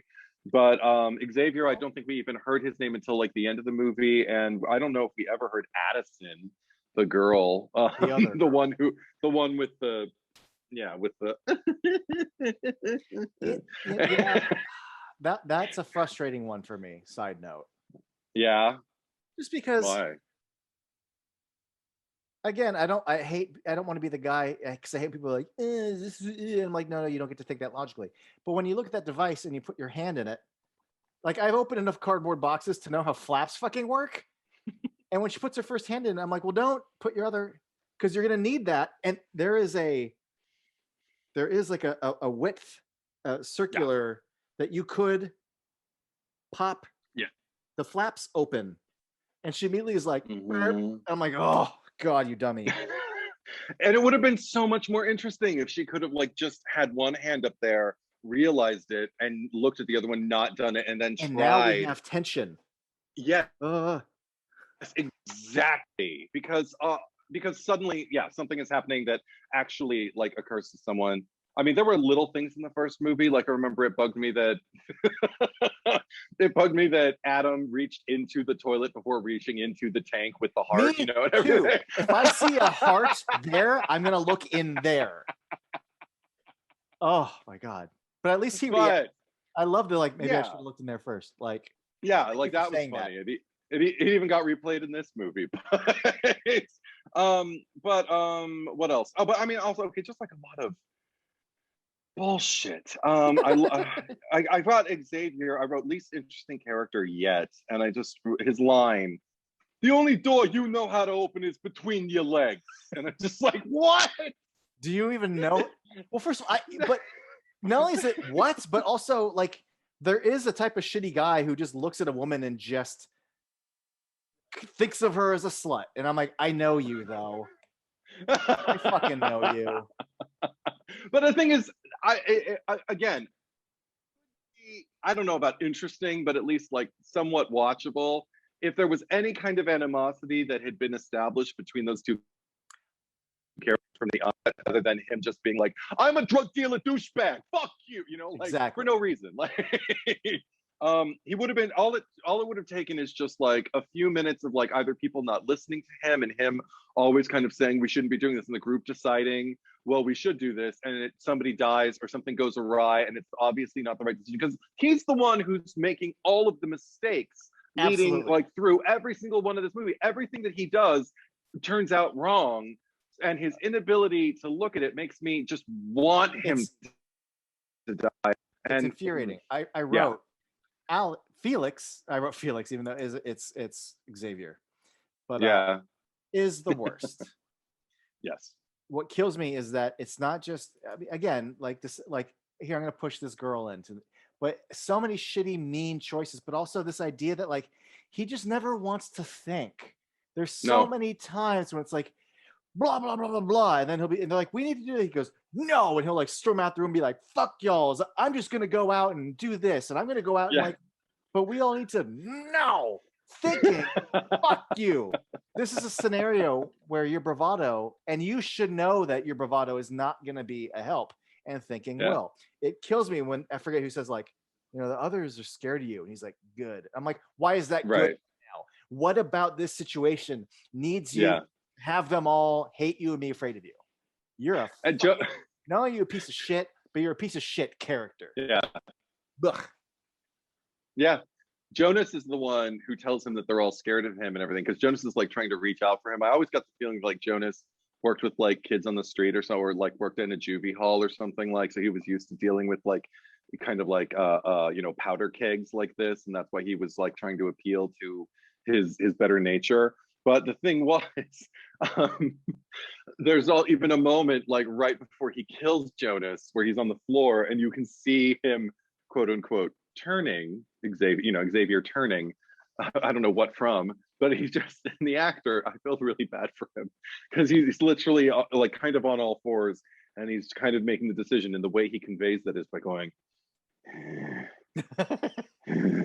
like he's accessing the monster inside. And I'm like, were you ever anything else? Like, all of this bullshit, it's just so boring. It's barely a character. It's not, I mean, it's not even a character. It's just, it pisses me off. Have you ever seen Cube? I forget. Yes, I have. He looks so much like Quentin, who was like this, I right. don't know if he's Hispanic or like half black, but he's tall, he's dark, he had short hair and similar features. And I remember thinking, was his casting and his look intentional? Because this movie also feels like Cube. This guy looks like Cube.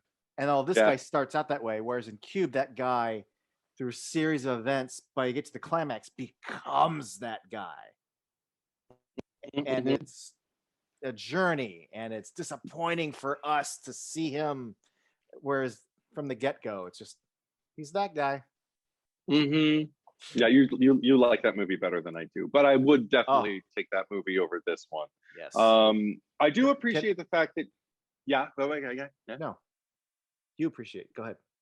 I appreciate the fact that Johnny Jigsaw gets his I don't know, that we get to witness that his suicide attempt was his own trap. You know, like I mean, there's something about it, because I had forgotten about it. I just saw this movie a month ago and I had completely forgotten about that. I think I was too busy texting with my sister because we were buddy watching while she was off over in her home, and we're just texting in between going, Jesus Christ, what the fuck? I remember this being much better than this. And, but I don't know, something about like seeing his origin story in that sense. I never get tired of, at least at this point, I have not yet gotten tired at all of learning more about Johnny Jigsaw and what led him here, like who he is. Because there's something about Tobin Bell's performance that will always seem mysterious to me because he's just that good an actor. Yes. But I'll never feel like I have him down, but I do oftentimes feel like I see his side of the argument, and that is an achievement. I'm really glad I got that. Well, I'm glad. See, you're glad you got the suicide flashback. I am. Yeah. One of the things I liked is, look, you cast this guy in your first movie. Yeah. To mostly lay down on the ground. Yeah. He gets a hospital scene. Doesn't do much. Right. Well, you get his voice on a tape recorder. He gets up at the end. And it turns out you have this fucking ace in your fucking back pocket. Mm-hmm. I mean, can you imagine if you cast someone maybe who didn't have all that oozing out of them, and then you give them this bigger part in two, and it turns out like they don't really have it to hold the screen because you didn't need him to do that much in the first movie, and now you're stuck with this guy. But it turns out he was capable of so much that we're not using in that first movie. For all the things I talked about, how I don't like all the shaky shit, and you have talked a lot about story and the traps and these characters. Yeah. Anytime the movie just calms the fuck down and comes back to Donnie Wahlberg and Tobin Bell sitting across from each other and talking, I'm just like, go on, because this shit's interesting. And it's mostly because of Tobin Bell. I think the biggest strength of this movie is just this freight elevator that with a table and a breathing mask, and I'm drawn into that, and the fact that he can hold the attention. And he has a really good kind of monologue where he really lays into why he's doing this. And we've already kind of established his MO in the first movie. So you kind of don't need to get redundant, but it, to me, sets the stage for him and his intentions better in 2 than it ever did in 1. I lean into that. And it's also just frustrating because Donnie Wahlberg's character is constantly like, fuck this, just tell me where my fucking kid is. But it also allows him to be like, why don't you just sit down and talk? That's the game. And we can keep bringing back to that. He really holds it down. That's, in a weird way, you were talking about 1 being a play, or how it almost like it could be. I'm not saying 2 could, and it's not like this, but I get shades of Extremities where it's just like, here's our villain, and he is contained, and yet he is the menace when he shouldn't be the menace. And here we have my oxygen and my this, but I still have you all in the fucking palm of my hands. Even like the Extremities a little bit. That's interesting. I didn't think about it like that. But one thing that I actually really, really appreciated, particularly about the whole is because I feel like there were moments in 2 that completely diverted from, and I've already talked about some of them, from like, I guess the what's the word I'm looking for? The conceit of the first movie, but one that I thought it built on and developed in an interesting way, because I felt like the first one had this essence of a cautionary tale. I'm just going to read what I wrote. A cautionary tale about why you don't go outside the law to get your job done. Ironically, particularly, I think it pertained to like Danny Glover's character in the first movie. And in this movie, it's Detective Eric Matthews, because, he's a crooked cop who like plants evidence on people and like, has them like put away for things that they didn't do and everything like that. And also he's like ultra violent and so, but there was something so interesting to me about a character like Johnny Jigsaw sitting there pointing out his hypocrisy about like why you don't go outside the law and why you don't assume that why you don't assume the power to kind of like determine like who's right and wrong arbitrarily, when that is exactly what Johnny Jigsaw does. Yeah. There's a hypocrisy in 2, and I also find there's a hypocrisy in 3, which again is what led me to ask you, like, how much of it do you think he's full of shit, and how much of it do you think he's believing his bullshit versus, or does he think he's right and doesn't understand the bullshit? It's fascinating to me. I mean, think he's just go ahead. I'm just saying, like, I'm not saying he's better than, but he's certainly different compared to a Mike Myers or a Jason. We don't have this conversation about Jason. No, he comes just back and smart stabs enough. Teenagers. Yeah, it's but he's just like, smart enough to build an argument that will keep you listening. But he does that thing. I remember always hearing about like how the devil hooks you by like mixing, not just outright lying to you, but by mixing lies with the truth. And they even talk, like about Hannibal Lecter and how he does the same thing. And here I feel like Johnny Jigsaw is on a similar wavelength as far as like his worldview and his, I guess, entitlement or his right to manipulate it as he sees possible, why he's allowed to, but why other people aren't. There's something about it that I find fascinating. Yeah, I love watching it. That said, I love watching him sell it. Yeah, no, totally. That said, it is a little strange. This is something that didn't age particularly well for me, which was Rig. I don't know what his title is. He's not a detective, but he's a member of like the SWAT team or Right. whatever they are.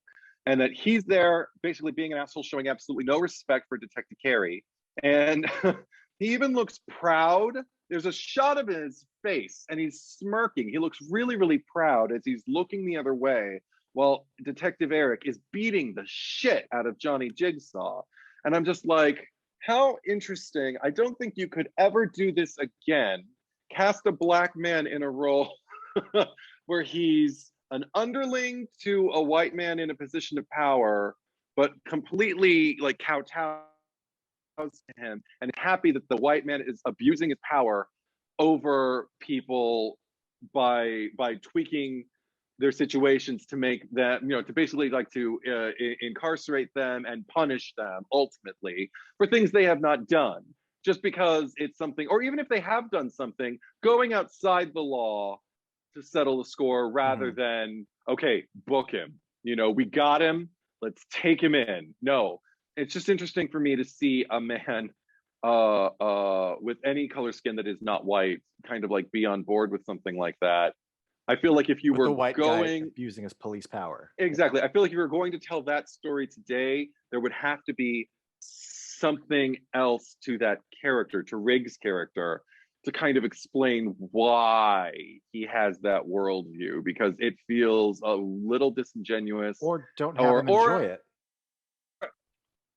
or a little underexplained, because he's really in Carrie's face too. He does not respect her at all. You know, it's funny that So, I'm glad you brought up that scene, because it's funny that for a horror, I mean, I did mention that the syringe needle scene really gets me. So yes. I won't say nothing gets me, but for the most part, when I watch these movies, I can kind of handle what I'm watching. Mm-hmm. You know, what really got to me was actually watching him beat the shit out of Jigsaw. It just because I don't like seeing old people get hit like that. Mm-hmm. He's so frail. I don't forget the crimes he's committed. Mm-hmm. I just don't like seeing someone of that age get wailed on. And it made me, not within the framework of the movie, but just in the framework of watching a movie, it made me go, Yeah. And there's parts in Saw that don't make me go, but this did. And I don't think that was their intention, but I'm like, just stop hitting him. Fuck. Well, even from a point of like logic, like you're driving him somewhere and you're still pummeling him, he's gonna pass out at some point, and you're not gonna know where your fucking son is. I mean, why you're trusting him in the first place, and why all of that, like leading toward the climax. I waver between kind of like don't like this, really like this. I love the fact that we find out that Adam died there in the room, like underneath the house, in the bathroom, you know, whatever area. Something about that tying it all together, like I don't know, just giving me also a sense of like, wow, so at the end of the first movie, it all just stayed, as far as we knew up until this point, right? It all just stayed there. He just died. Yeah, they didn't go and clean it up. Yeah, right. They just kind of left it all there, and it's like, ew, gross. But down to the recap at the very end, where we're literally going through. Oh my god, that was. I don't know if that was just our extended version that we saw, and that's why it was so long, because it lasted forever for me. I was just kind of like, I'm with you. I get it. Eddie, I'm watching this recap, but I'm like, I just saw some of this shit like a half an hour ago. What the fuck? And then they do it again in 3, and I'm like, does this movie think we're fucking stupid? Yeah. And 3, it goes up to the scene that we were in. That we're still in. Yes. We're flashing back to dialogue from 1 minute ago. Yeah. Right. I would get it if it was part 5 and we're connecting and flashing, but oh my god, yeah. Fuck, I did not need those flashbacks. I do want to point out, I do think Donnie Wahlberg really showed up. Like he does. I do not care for his character. I really did care for the work he put in, though. it was very frustrating really early on though that just how fucking negative he was and when Dina Meyer's like, well, your name was on these fuck I don't know about that. She's will you let me know when you're like everything about him. Yeah. Fight with his son, his reaction to the crime scene, his reaction in the office with Dina Myers. I'm like, as the movie was kind of progressing, I'm like, this guy's our fucking protagonist? Yeah. Holy shit. Like, I don't have like anyone to root. I guess I'm rooting for his son, but like his son isn't at the forefront of the story. And I'm like, Yeah. who the fuck? This is our. And as the movie just kept progressing, and I'm like, he's a crooked cop. He falsifies evidence, and he like who the. I don't. What an ugly thing to follow. What an ugly sort of experience. And I kind of. It's not quite the same thing, but with 3, I'm watching the main doctor, and it's when she's at work, and I've already seen her kind of leave what we find out is her lover's place, and like after she saves that person's life, and they're talking about like have to like her whole attitude, her demeanor with the kid, everything was just so like glum and depressing. Like her life is shit and her attitude is shit, and I just kept thinking like it's not a bad thing, but you almost have to be in the right mood to watch Saw movies because like not because of the gore, but it seems like our main characters are kind of just shit ass people. Like and they're coming from terrible places. And there was just like too like last night I was watching 3 and I wasn't in the fucking mood to just be sitting in this as the movie started. Oh my God. Yeah, it actually things progress. Like by the time she's like operating on him, I'm kind of with her more. But when that movie starts, I just kept thinking like how ugly 2 and 3 are as far as where we start. It's not quite like, you know, like, oh, like you'd be in the mood to watch like a Holocaust drama. But like, man, I was not prepared for just like how fucking grim things kind of are with our protagonists in 2 and 3. Strap in. Especially because we go from her to who we then find out is her husband pointing a gun, and then you find out he's like pointing a gun at himself in the mirror. I mean, these just they're not loathsome, but they are depressing.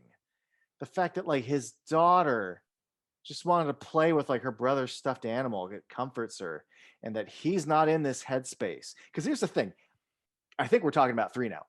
I get where he's at and what preserving those dolls mean for him.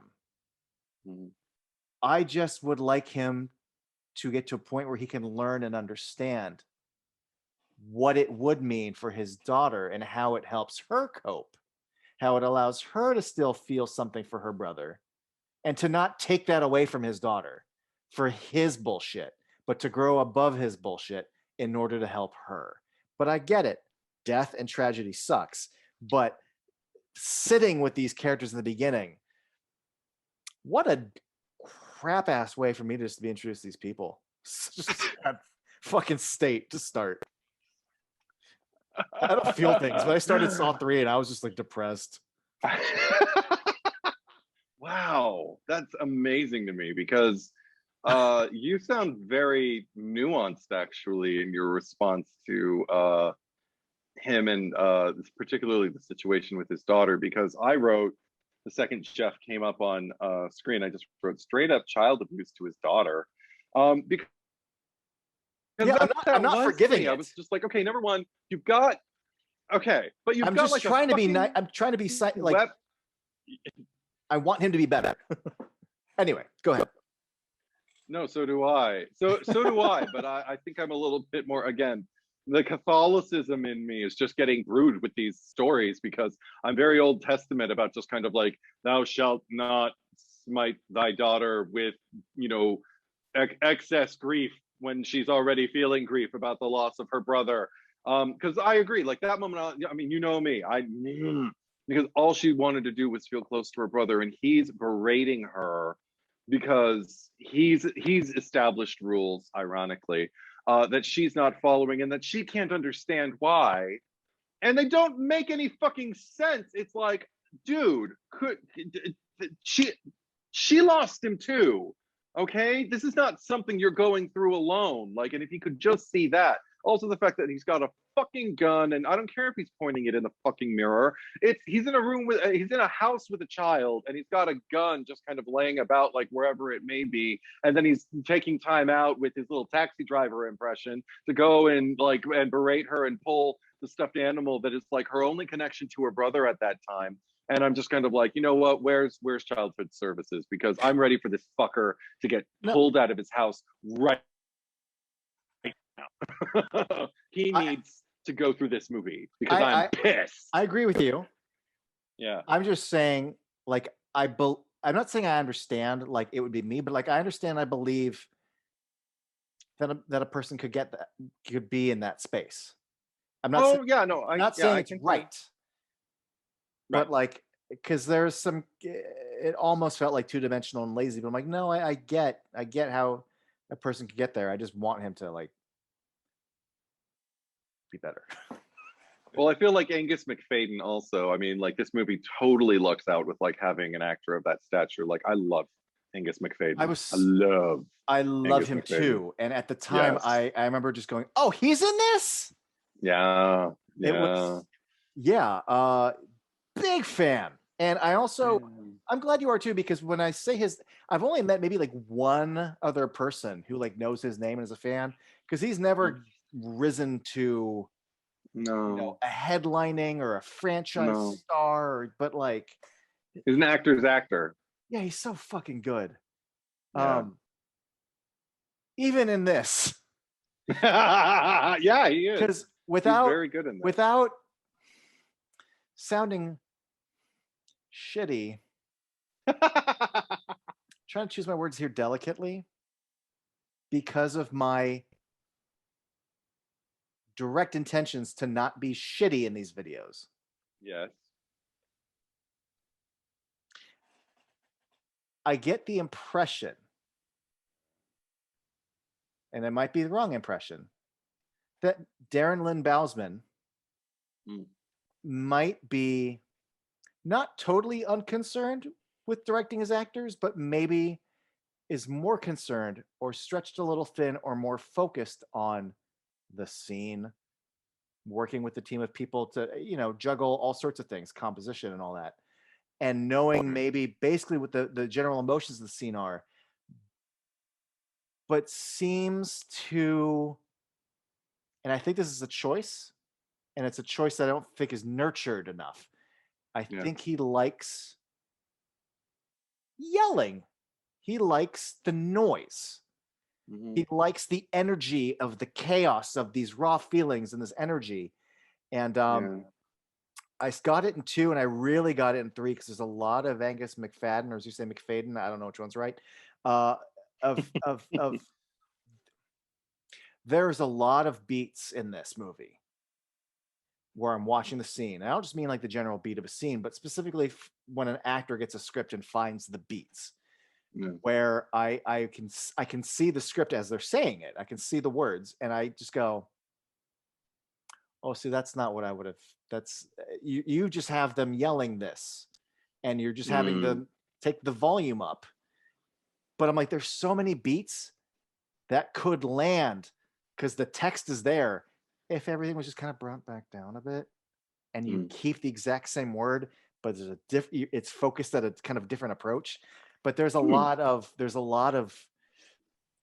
I'm gonna get, and so much so there's just like close-ups of his mouth going, ah! I'm like, yeah, I need that shot of you mad, and here's the close-ups of him screaming again, and then quick cuts of him going, and then because he'll enter a scene quietly, and then he's presented with someone who's like a part of his life that was part of the reason why his kid died, and he'll get upset, and then without anything to really trigger it, he'll realize, oh no, I need to save them, and then there's and Angus has to find so much energy to do all this, but it's a lot of noise, and it's a lot of yelling, and it's a Darren Lynn Bousman movie. That said, I feel like this sequel swings upward for me Mhm. in the rhythm of the franchise, because it's definitely got a more soap opera feel than anything else we've had up until this point. I feel like in every situation that we cover. Um, and in terms of like its extremes in the way it depicts them, it's really embracing the melodrama and the relationships that we're going into with this, even the ones that we don't know about until they get like revealed by the end and stuff like that. Like going back, and I want to watch the movie again and just kind of like watch it with informed eyes because I forgot everything. The only thing, okay, I wrote down what I remember about this Okay. movie. Amanda and Johnny Jigsaw final movie question mark.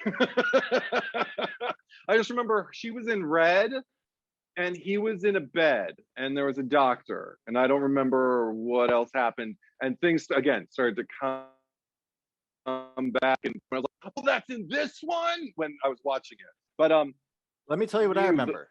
what do you remember?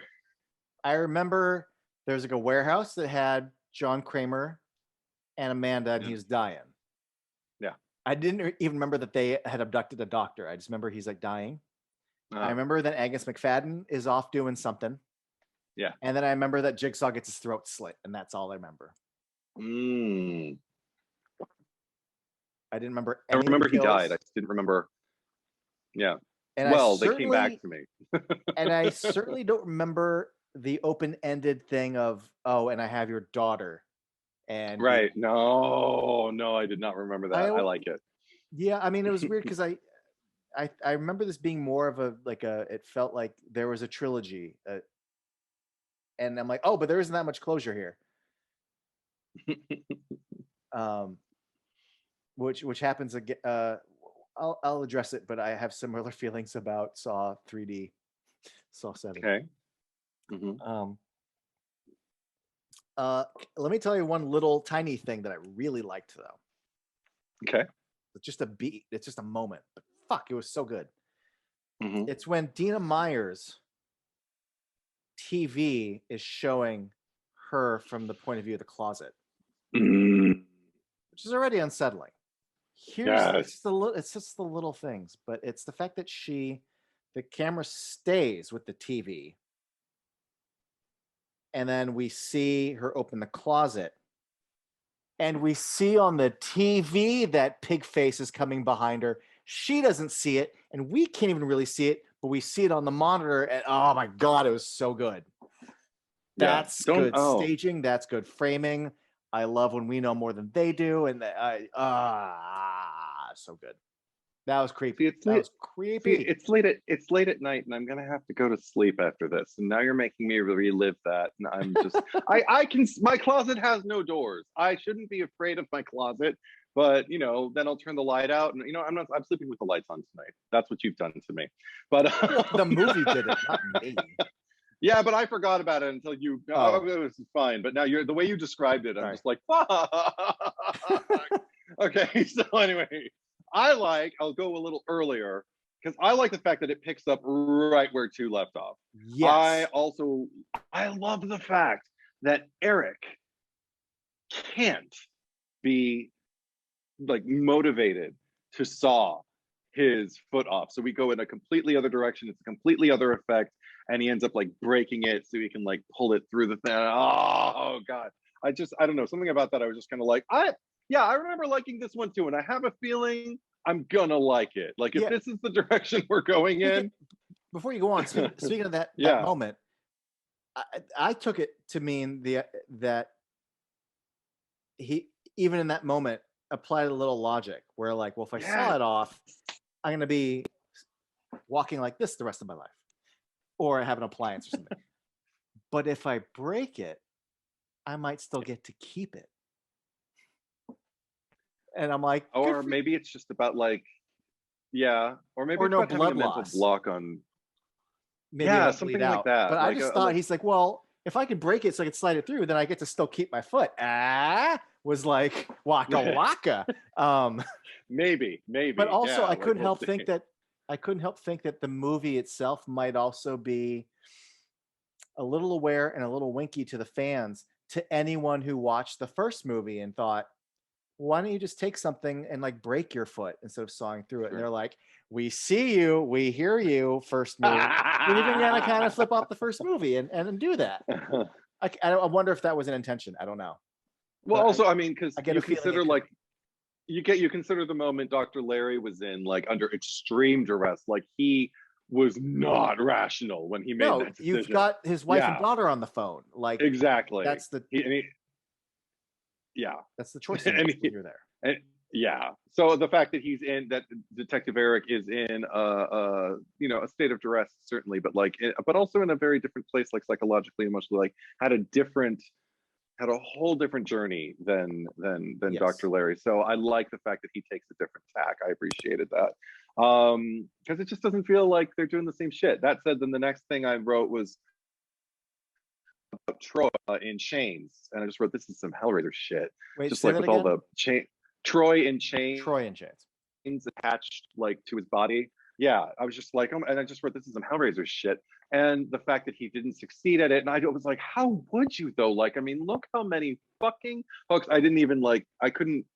I totally took the bait, and I didn't even know it was bait I was taking because in my mind, I remembered it. Let's just, shall we say, a little later, very, you know, a little later, when the traps start not releasing you. Like you succeed, you win over the challenge, you still aren't granted like some kind of like freedom. And I feel like, but he didn't succeed, but there was no way he could succeed. He had to achieve an impossible task within like 60 seconds. And so I was like, oh, we're already kind of laying the groundwork, but I wasn't even suspicious yet. I didn't acknowledge it until later in the movie when we did all those flashbacks back to like everything that Amanda was putting in place and about the fact that she was like slowly getting closer and closer to the edge of like just wanting people to suffer or Yeah. just wanting to extinguish lives rather. Yep. And because it seems like she thought she was doing Adam a favor when she killed him. I mean, granted, there are a lot of things she could have done that weren't pull plastic over Oh, his face. I didn't. No, no. But because it was a plastic bag over his face, I didn't think she was doing him a favor, or that she thought that. I just thought, I that couldn't tell what she was I thinking. I don't think think she she was. was going down there to put him out of his misery. I thought she was getting the itch, and I'm like, he's still down there. Oh, you know what? He's still down there. Oh, like I get to scratch that fucking itch. Oh, I have that fucking treat. There's one more in the fridge. You know, I don't think she was doing But him a just her language also, it's almost like she had no, but I think she had to somehow kind of rationalize like what she was doing to herself because she was telling him while he's unconscious, I'm gonna set you free. It's all right. I'm gonna set you free. And I knew she wasn't gonna like, you know, no. cut him loose. But so I don't know. I wonder. And then she was like, oh, it looked like she was crying or wincing or something while she was doing it. And I don't think it was just like a physical struggle, like a grimace. It felt like there was something. I mean, Hmm. she's Amanda goes like full, I don't even know what reference to use. I mean, she's just blender head, you know, just She like no. runs a gamut Yes, of she does. feelings. Tornado of just like things flying by and just like this is how I feel about this now and this is my She gets mindset pulled now. in many directions. Yes, she does. So but okay, so that said, so yeah, you mentioned everything with Carrie in the fucking closet thing.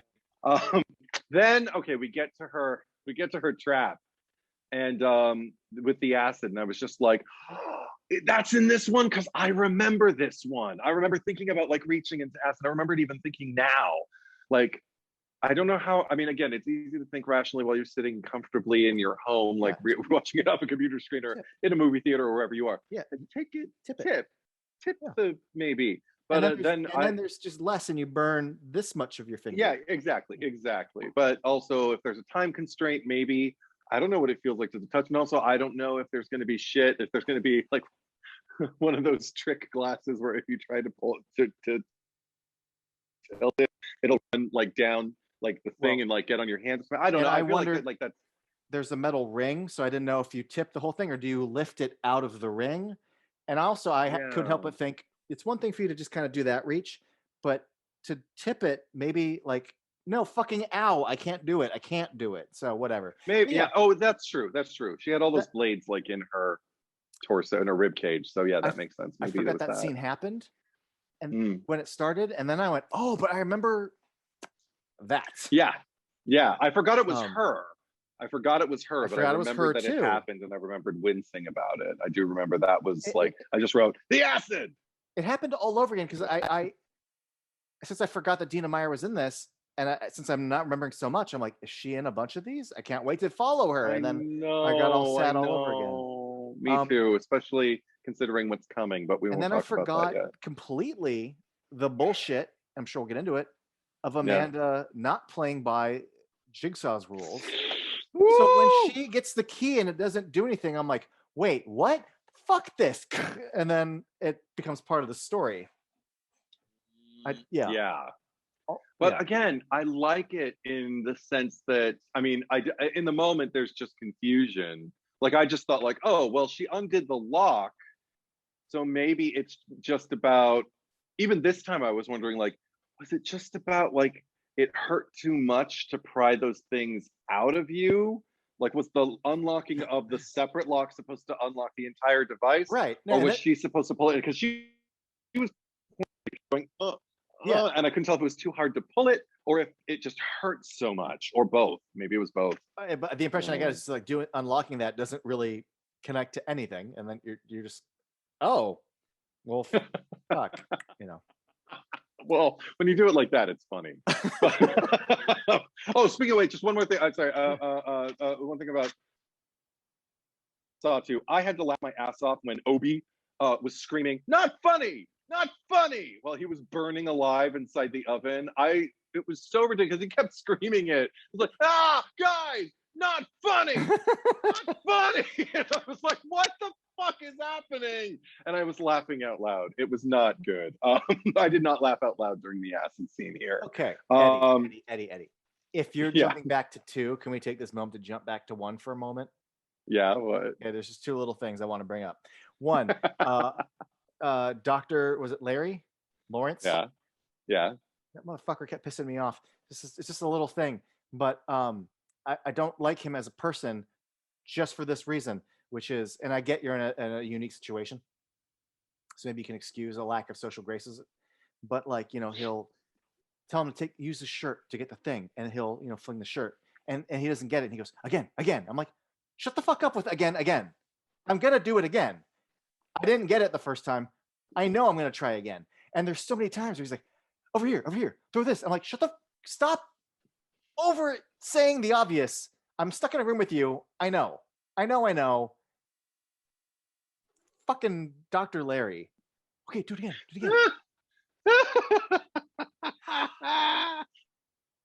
So I would annoying. have played Adam, John Carlos. That would have been hilarious. You would have been just like, "Oh my god, would you just please shut the fuck up?" I know. Okay. That No, would have been do it great. again. I want to see that. Do it cut. again until I get it. Yeah. Duh. Oh. Oh, I would not like that. No, I know. And then Okay, so the other thing I just think is yeah. worth pointing out, because I kind of wondered, is we very blatantly show the key with the light thing on it. And not just the key, a key with a light on it, so that you would see it in the dark. Because you want him to see it in the dark and get it. And it goes down the drain. And we spend the whole movie with Adam. But I feel like as much as the movie goes on, I couldn't ignore the fact that, like, you put the key in there with him. Like, the plan was for him to unlock himself and for Dr. Larry to just be locked the whole time while Adam gets to, like, wander around and walk up and get the tape recorder. And like, it felt like there was like a challenge. Like, you have to use resources. You have to use your shirt and get the tape recorder. But it was like, no, it was just, I know I don't hear this conversation much, but I think the plan was like, Adam gets up, gets the tape recorder, Huh. walks over I to the never toilet, Oh my god. I never thought about it like that. and I couldn't help but wonder if it's Dr. Larry's like little suggestion or objective to kill Mhm. Adam, was it supposed to motivate him more that like you're locked up, but he's fucking not? Maybe. Huh. But yeah, it's interesting they included the key at all. And then the Yeah. fact it's in 3, they even show like Amanda like it lights and I put it in there like Right. that was my plan. I like to imagine like what would the movie have been Uh-huh. based on Jigsaw and Amanda's original plan of having the key be used, and how would that That have said, affected the dynamic? I have like 2 like nitpicks for one for each of the previous movies, and that will lead us into 3. The first movie, the only criticism I really had for like the whole thing, as far as like the course of the film, was it seemed to largely kind of depend on Danny Glover, I guess,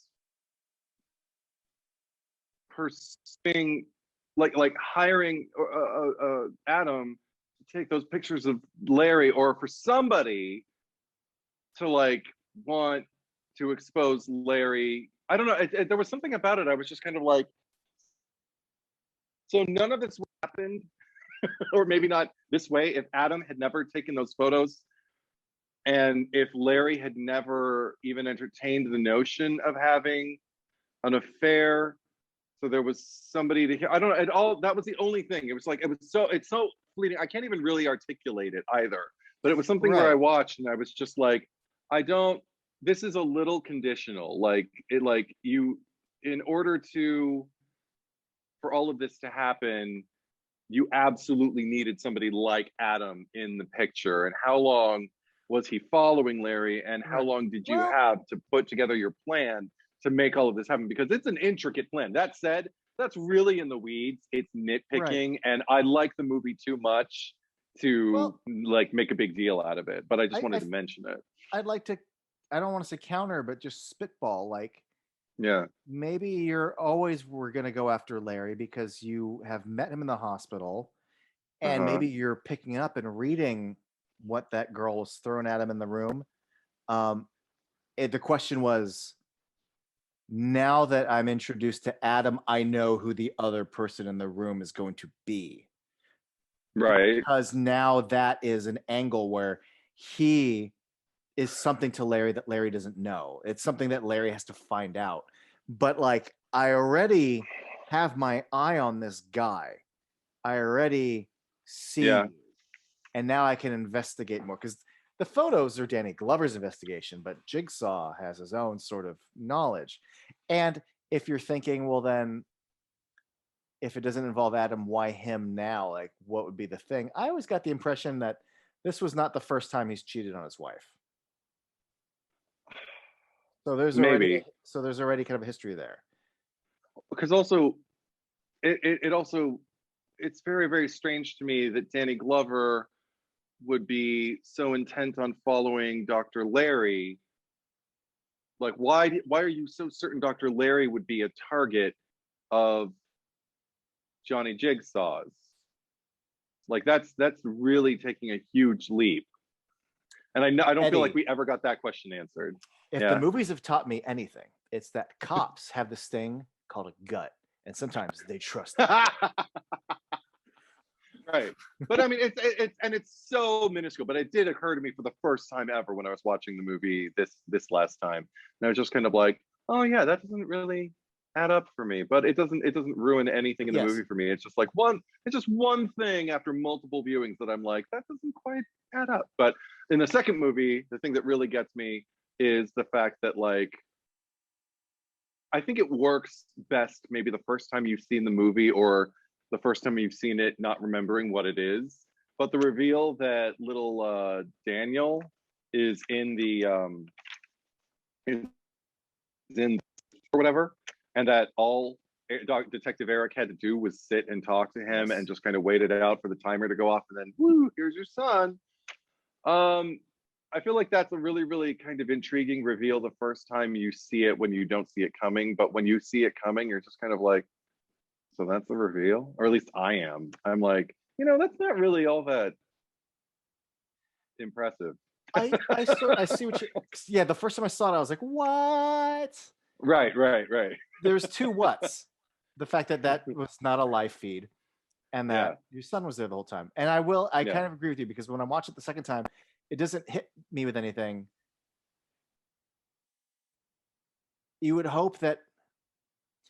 Okay, we've talked about, I think, in other things, or at least in life, certainly in these videos, when something has to hit one way the first time, but in order, there needs to be more of a point for second viewing and not just the reaction. So I would hope that like the conversation they have matters more. That I also need him to learn something, to come out of this conversation changed, and that isn't there. It's just simply, I need you to talk with me. Right. I'm gonna keep regurgitating like what my intentions are, but yeah, it would have been great if when, now that I know that the safe opens, that the conversation mattered more too, and it doesn't. Yeah, and I think that's why, and that's why you go, oh, that's it, because all that time was also like, oh, that's it. But I'm anxious. All that time you go, Right. I'm anxious. Actually, now I'm really anxious to rewatch 3, because I'm anxious to know, now that I know everything again about this movie, to go through it again to see if it is in fact because I mean, I love the ride. The only thing the movie really suffers for me, because I love the soap opera, grandiosity of it all. I really love how the characters we are and their relationships to each other. But the only thing I really kind of had a criticism for was at the end, when it seemed the final confrontation between Amanda and everything that Tobin Bell is saying to her. She's literally paraphrasing lines she just said a few seconds ago, and he's paraphrasing like the talking her off the ledge kind of thing. And I'm just kind of like, you just said this. We could have cut this. Maybe in the theatrical release it is cut. I don't know, because it did feel like just kind of an embellished, like just do what feels right kind of take, and just kind of like, all right, I didn't know we were going to improv, but I'll stand here and just kind of do the best I can. I've seen interviews where they talk about how like Tobin Bell will come up with his own dialogue or kind of improv things too. Oh, okay, sweet. And it's not like it didn't work, but I was like, well, you did just say this, so that's not really their fault. It's up to the editor and the director at the other end of it to just kind of be like, but we had this, like, just said a different way, so let's just choose which one you want, because we got to get to the nitty gritty. We're at the end of the movie, right? And the flash, and then the flashback and the recap and all of that at the very end of it felt like, you already said it. Like, yeah, that was the only thing. But as far as the reveal, and they're playing the Hello Zepp music, which to me, that music works when it's a twist being revealed, but when it's just flashing back, and these flashbacks don't reveal a new thing, they're just sort of recapping emotionally how we got here. All I do is they talk about how like, Amanda, this was really like, this was your test, and then we flash back, and I'm waiting. Well, no, you're not showing me. I just watched the movie, so I know that. Okay, this is her test. No, if anything, you talk about how like the first movie kind of is like, man, it sure was a good thing that Danny Glover was doing this, right? Otherwise, we might not be here. I get that sense from this one that like, it sure seems that like Jigsaw is borderline psychic then, for him to know that like, when he's telling Amanda, don't do this because it's gonna affect 4 lives. It's like, he knows that, well, in order for this to go down, she's going to need to shoot her, and that doctor's husband's going to have to see. So I have to know that he's here in time for him to obviously kill Amanda. And then once Amanda's dying, that will allow me, and I don't know why this has anything to do with anything. He could just say it anytime, but then I will explain to him why everything has happened to him, which will make him kill me. Yeah. It sure is dependent on him being able to predict all that. Johnny Jigsaw is the master of plan B, plan C, plan D, plan E. No, but that is some horseshit level of him knowing exactly what's going to happen. But because the level of it's not Yeah. It's not a narrow hallway of specific little things. It's an obtuse room and timing. It's horseshit. But you know what? I'm here for it because, No, or but at least this no, it's fine. in I this hate, viewing, I I am, hate but that I they don't know. treat it like it's some big and they're playing the music, and I'm like, but it's not. It's just a series of circumstances. This isn't an All right. plan that he set up, and that the music is like, here is his plan. He could not have planned this way, and you can't trick me into thinking he did by playing that music over this scene. Right. Okay, I have a series of questions for you that pertain to Jeff, Angus McFadden's character. And I call it McFadden just because there's a Y in Fayden. Anyway, so Jeff, My name is Jeff. these are all what we these are all what you do questions. And they pertain to the people. So we've got Danica in the makeshift like ice shower, I guess, in the freezer. Just wanted to know, like, okay, you're in his position. I mean, it's difficult because I was trying to imagine too, think like, well, I don't have a kid, so I don't even. But I'm just trying to think like, okay, but if I mean, I know how protective I am of my cat, or just of any people that I love in my family. So just like, imagine it's somebody you love, and they were, you know, like needlessly, you know, like taken from you at the like neglectful action of like maybe one person you know about, but then you, as you're going through this, you know, this labyrinth or this corridor as it were, you're starting to encounter all these other people who influenced or could have influenced in different ways the trajectory of, you know, like not just the loss of life itself, but the reaction, the aftermath. Exactly. So it just made me wonder, like, if you were in a situation with a Danica who is like an onlooker, and you now witness her, and you're being told in the context like who she was, like she was an onlooker, but she didn't participate, while somebody you loved was laying there dead and just went off and didn't testify, didn't step up or anything like that. Now she is hanging there freezing and naked and has been for some time. What do you think you would have it in, at least while you're watching the movie? Did something happen in you that told you I would go this way, or I would go this way, or Jeff should go this way, or Jeff should go that way? Was there anything in you that, did you lean in any particular direction for her? For her. Yeah. Because hers is a weird one, right? Because yeah, it's not like there was something in question where her testimony would have revealed a fact. We know that law student or that medical student like was driving, hit his kid. It's not in question. There was a trial about it. I don't know what would have swayed anyone if she's like, yeah, I was at the park and he sure did drive that car into that kid. So okay, so there's the preamble to just like how integral was she. I mean, look, I think when I watched that, like my logic brain kicked in. It's like nothing is gonna bring your kid back. Right. Letting her die isn't gonna bring your kid back, and this is a nightmare scenario. On the other hand, there are times where there are people who have done far less to me, Eddie, that I have like wished. I don't want to say worse, but like, you know, terrible things upon. Yeah, I try to imagine somebody that like I actually hate in real life, and then imagine them in there, and then try to go, I don't know. Do I have it in me to let them out? And you'd think the answer would be like, yes, of course. But you go, well, let's entertain the idea that maybe I don't. No, but honestly, no, I mean, here's the thing is I get it though. I get where he's coming from because of the ache. I'm not pushed to, I've had loss, but I haven't had that level of tragedy. But of course it ran through my head. And of course my like very lucid brain is like, get her the fuck out of there. But I'm not. So is that? Go ahead. Yeah. Is that the decision you would have made, you think? Like which direction do you think you would have gone in, or which direction were you rooting for Jeff to go in? Well, I'm rooting for him to let her go. Okay.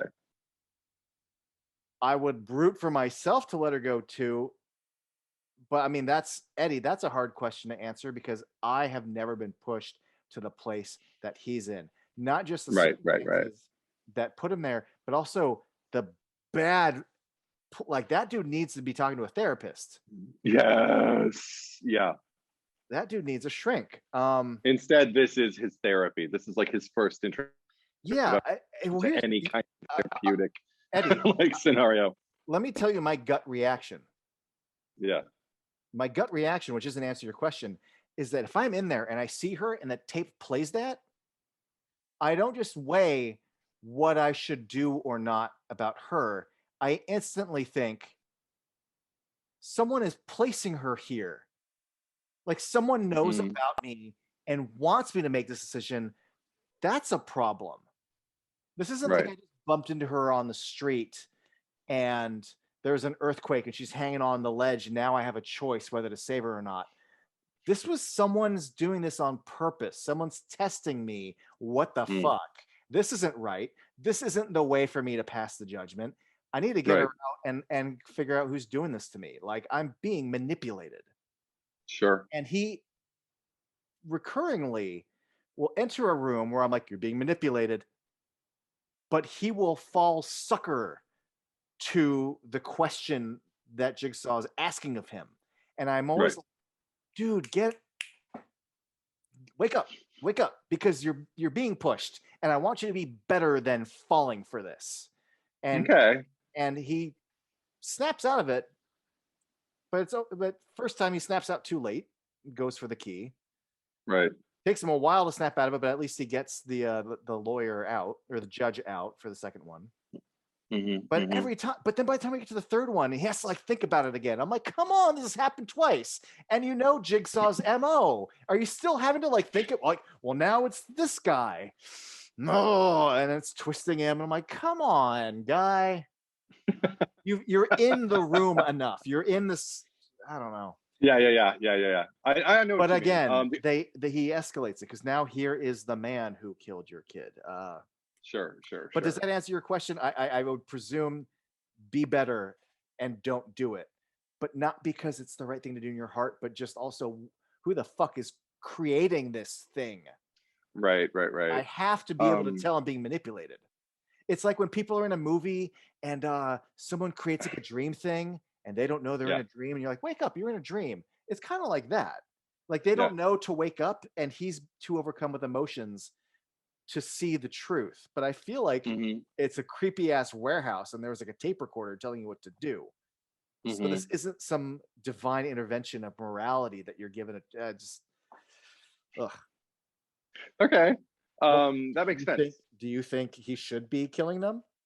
No, not like blanket thing. I actually had kind of fluctuating opinions from person to person because with Danica, all I could think was any kind of ill you would wish her for, like what, for her, I guess her neglect or her, passivity in the face of like, this injustice that's been done to you or whatever.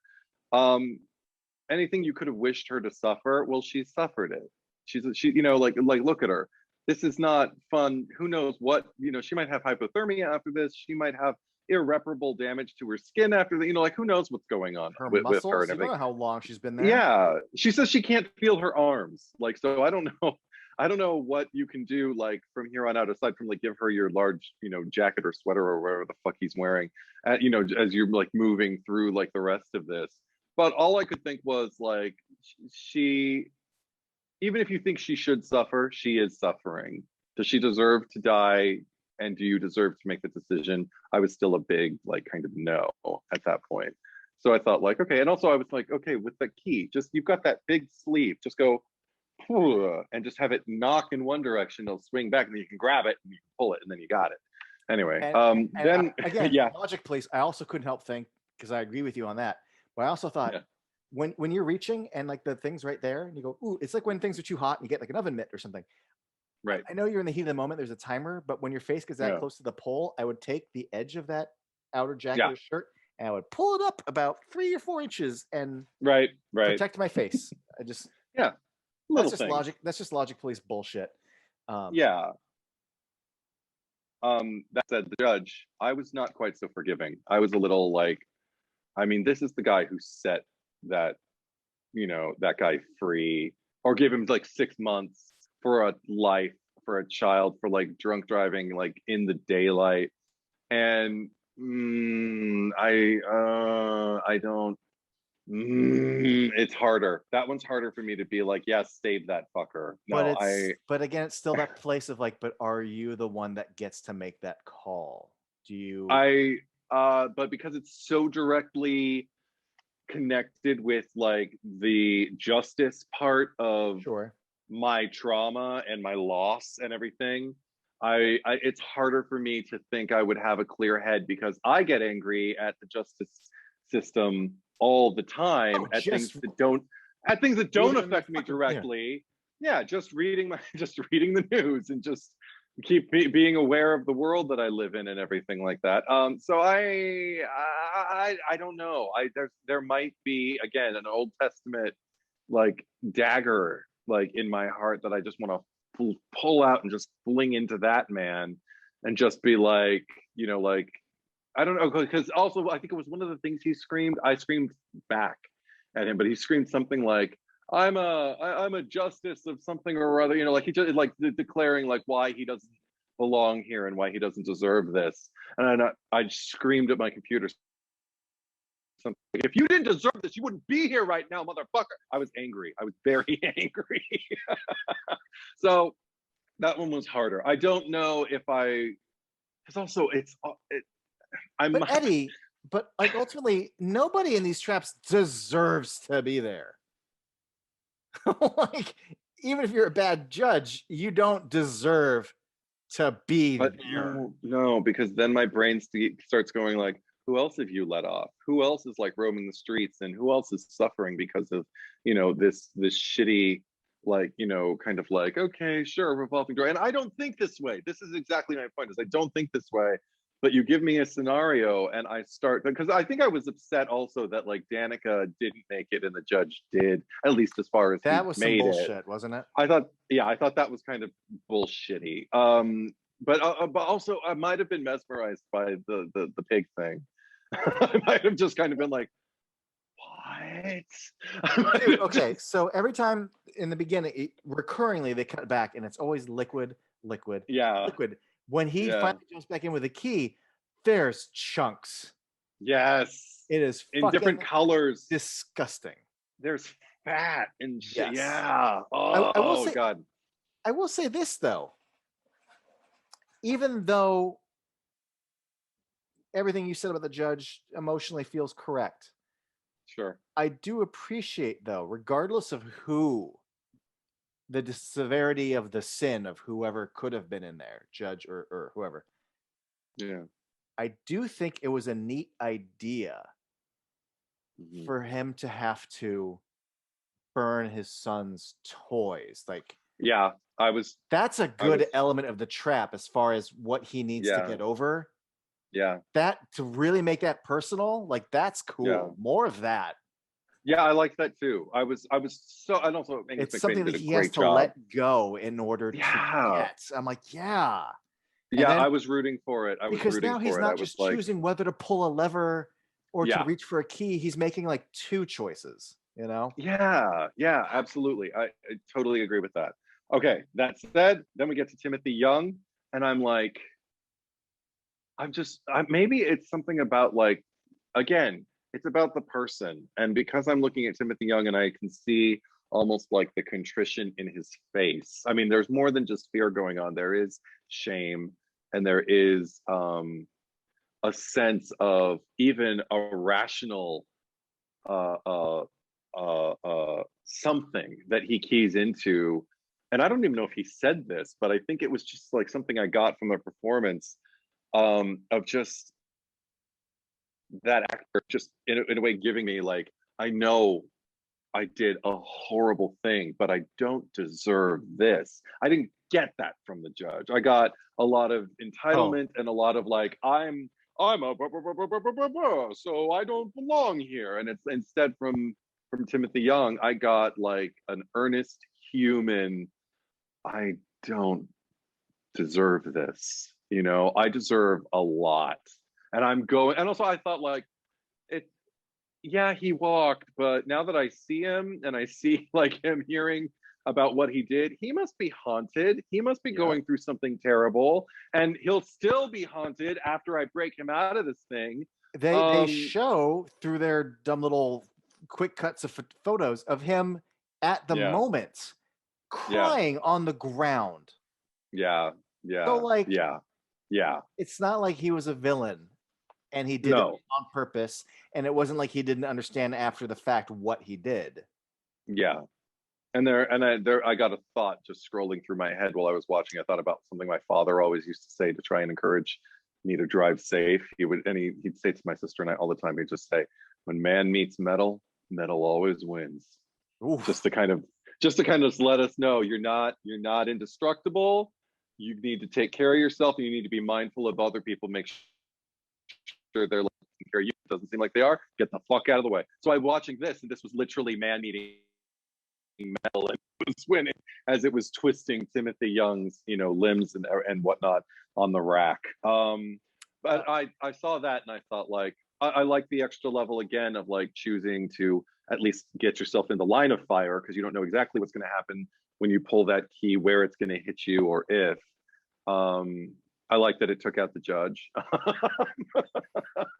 but but and then those those are like yeah both okay, the gun key, and then also the impression I got, and I'm just looking for validation that I'm right here, is that yeah Amanda set that one up. I mean, she's obviously fucking John Kramer is not getting up from his bed to yeah build these. yeah But the fact that when you pull the thing and the gun would shoot, but if you can just unscrew that pin and take the key, yeah when it retracts, it also fires. So that's a cheat. yeah yeah I don't think that's how John Kramer works. So that felt no like an Amanda choice. hmm And then also once he got the key, he's like, well, where the fuck does it fucking go? right God right damn it. right That's all Amanda. and he kept screaming I forgive him. Yeah, Yeah. that was good. That was fucking good. I mean, ultimately, I mean, that's probably the biggest theme of this movie. Yeah If you're like yeah the traps of, I mean, it's nice when a movie has a theme. Um, no, because that really informs the choices that are being made, and it also yeah informs the climax of the movie. So, yeah um, it's funny. I had a thought when I was watching it this time when when his head was snapped around and there's like this wide shot of it, and I mentioned hints of Grand Guignol earlier, and you referred to like the grandiosity of some of yeah this, and uh, and to me, I just couldn't help think of again in that moment, not only kind of Grand Guignol, but it felt to me very like, and you mentioned this earlier, Hellraiser. I watched that with him mm, getting his limbs twisted, and also you could do it all at the same time, but it's like, no, we're gonna draw this out. First this arm, then that arm, then this leg, then that leg. It takes longer that way. yeah I just remember his head spinning around this wide shot. I could just imagine like Pinhead being like, "The pleasure yeah is uh-huh delightful." I'm like, totally it felt, and more than just Hellraiser, it felt almost Clive Barker, who played with a lot of like doing horror in theater, and mm, it felt almost Clive Barker esque, except without all the sexiness and yeah just the pain and the torture without the pleasure. Um, yes and also just I mentioned this before that like, and I don't mean it almost sounded like insulting before, and but like when I said people were yelling, I'm like, it's Darren Lynn Bousman movie. Um, yeah yeah very aware of that. I get it once all the gears are turning, and he'd be like, but they explain what's going to happen, yeah and then we cut to something, and then for no reason they cut to the dude in the device, and they just cut to him going, ah, and nothing's happened yet. And then it cuts to something else. And I just went, it's a Darren Lynn Bousman movie. Like people like but he likes that. It's, and I don't mean that as an insult, but like, yeah, that is the grandiosity of what he's kind of achieving or trying to achieve is. his idea of building something like that up is very different than, say, James Wan Yes. in his execution of building something up like that. Yeah. Not to say, yeah. Depending on what he's working on, I will state this. I am a fan of Repo the Genetic Opera. Me too. Am a fan. So yeah. And it's funny because I've mentioned a lot of his volume and bravado in some things here, but and while that is on display in Repo, there's a lot that's not. And shows how much he can bring it down, and actually humor, and like, yeah, if you don't know what I'm talking about there, if you like horror and you like musicals, go watch Repo. It's a really fun time. It is and it isn't, but it's weird for sure. Like, it's an experience. It's singular. We should talk about that at some point. Yeah, there's definitely some feelings to be had at the end, so I know what you mean by it isn't.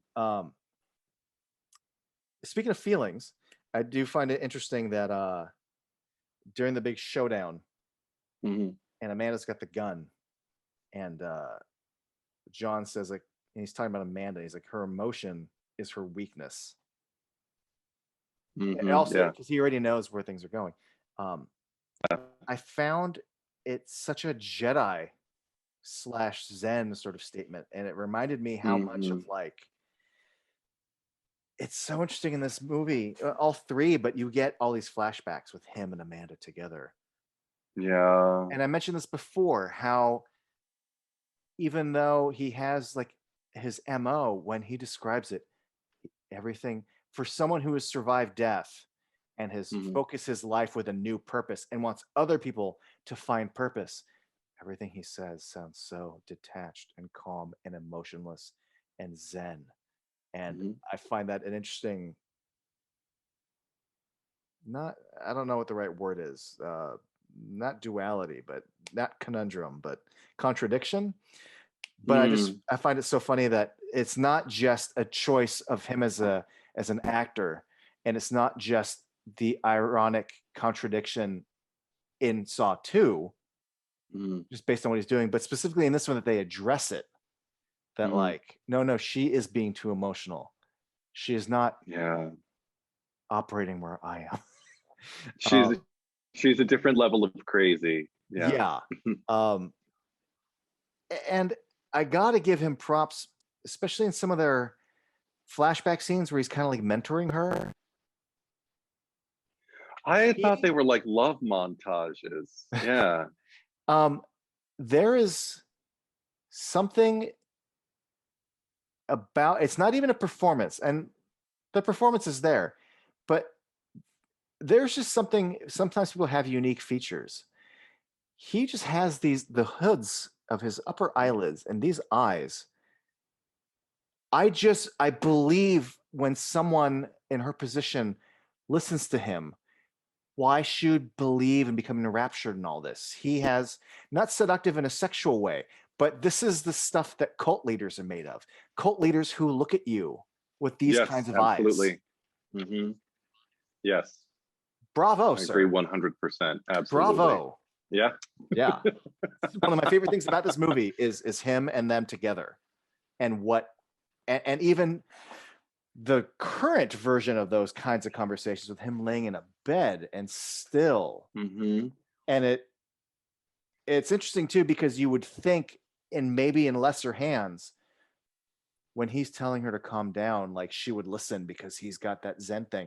It's interesting the fact that he can't calm her down, but then ironic too, in that he knows that he can't calm her down because it's all part of his plan. Da-na-na, even though it's not really a plan. Da-na-na, na-na-na, because it's all circumstances. Right.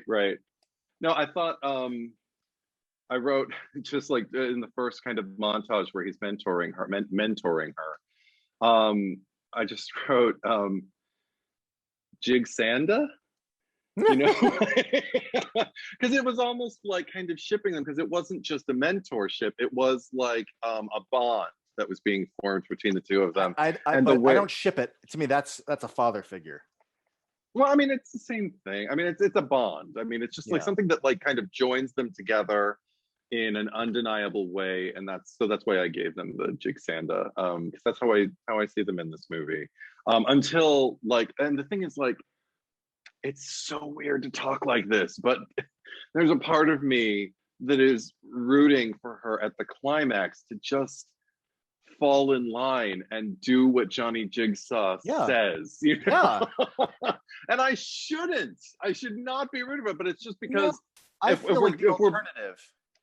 yeah. Like he is in the right. Well, if we're only If giving ourselves two in the right. options, like two Yeah. paths, his is definitely the keener choice. Like his is the, if you have to go down like two kind of like, I don't know, snake infested, you know, like terror paths in the woods, and but one has like daylight shining on it and the other one has like storm and lightning, right, and you know, and brambles that are alive and that coil around your leg to like try and little critters and creepy exactly to just pull you into the quicksand. Then you're going to go down the daylight, you know, spooky snake infested forest. But what I really loved was also just the way they incorporated her into the action of the two movies prior. I loved that Eric was still just as violent as I would ever expect him to be in a scenario where he thinks he's free and he's going to give her a comeuppance. And I was rooting for her because I like her. I feel for her more than I feel for Eric. But then, like, I'm not rooting for her to take the path that she made. Like, it was a mistake for her to go down there in the first place. And if they'd been monitoring it, maybe there could have been like Johnny Jigsaw has all these plan Bs and Cs and Ds and Es. Like there must have been some other kind of like door that would fall down somewhere that would keep like Eric confined, at least to the rest of the compound. So I don't know. But I don't get the biggest, like I don't, within these first three movies, I don't have the biggest sense of plans C and D. It's not, I mean, unless you're just bringing in the other movies, because it's 4 and 5 and 6 that are all like, oh, by the way, this also happened, and then this was going on back then, and he planned for this and that, and he planned for all these things to happen after he dead, and like he's like, right, yeah. That's not really here yet, but yes, no, but with this movie, it doesn't feel yet so outlandish that it pulls me out. It still feels, I'm still impressed by how cohesively she fits. Like, let me put it this way. The only other thing I could compare it to in my mind, because it's the third movie in a franchise, saying this character was there all the time. The only other movie I could think of was like trying to plug Roman from Scream 3 into Scream 1 and like egg on Billy and Stu and get them to go off and do it. And I'm just like, I don't like thinking like that. I like, you know, we talked about Scream 3. I don't hate it. I actually like a lot of things about it and I can watch it. But that said, I don't watch it going like, yeah, that's right, Roman was there the whole time. No, I'm just kind of like, that was a mistake. That was an error. Very rarely. And I can't even trying to think of a good example of that. But I'm thinking like, did you know Palpatine was alive this whole time? And he was the one who made Snoke, and every voice inside Kylo Ren's head was nope, bullshit. And you haven't seen like the Daniel Craig Bond movies, but like if you've seen Spectre, fuck you, Spectre. Wow. That's probably the worst one. Okay. And I mean, sort of. Yeah, no, I can't think of any.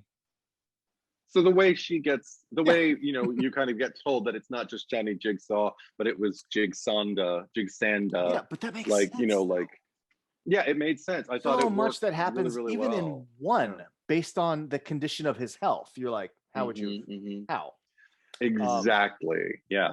So it makes, and also when they show you Michael Emerson's character, you think maybe it could be him at first, and then you realize he's only kind of involved in this one aspect of it. So no, having her there genuinely fits. The fact that it's the writer of one who's writing the screenplay for 3 and that James Wan came up with a story, yes, it fits really, really well.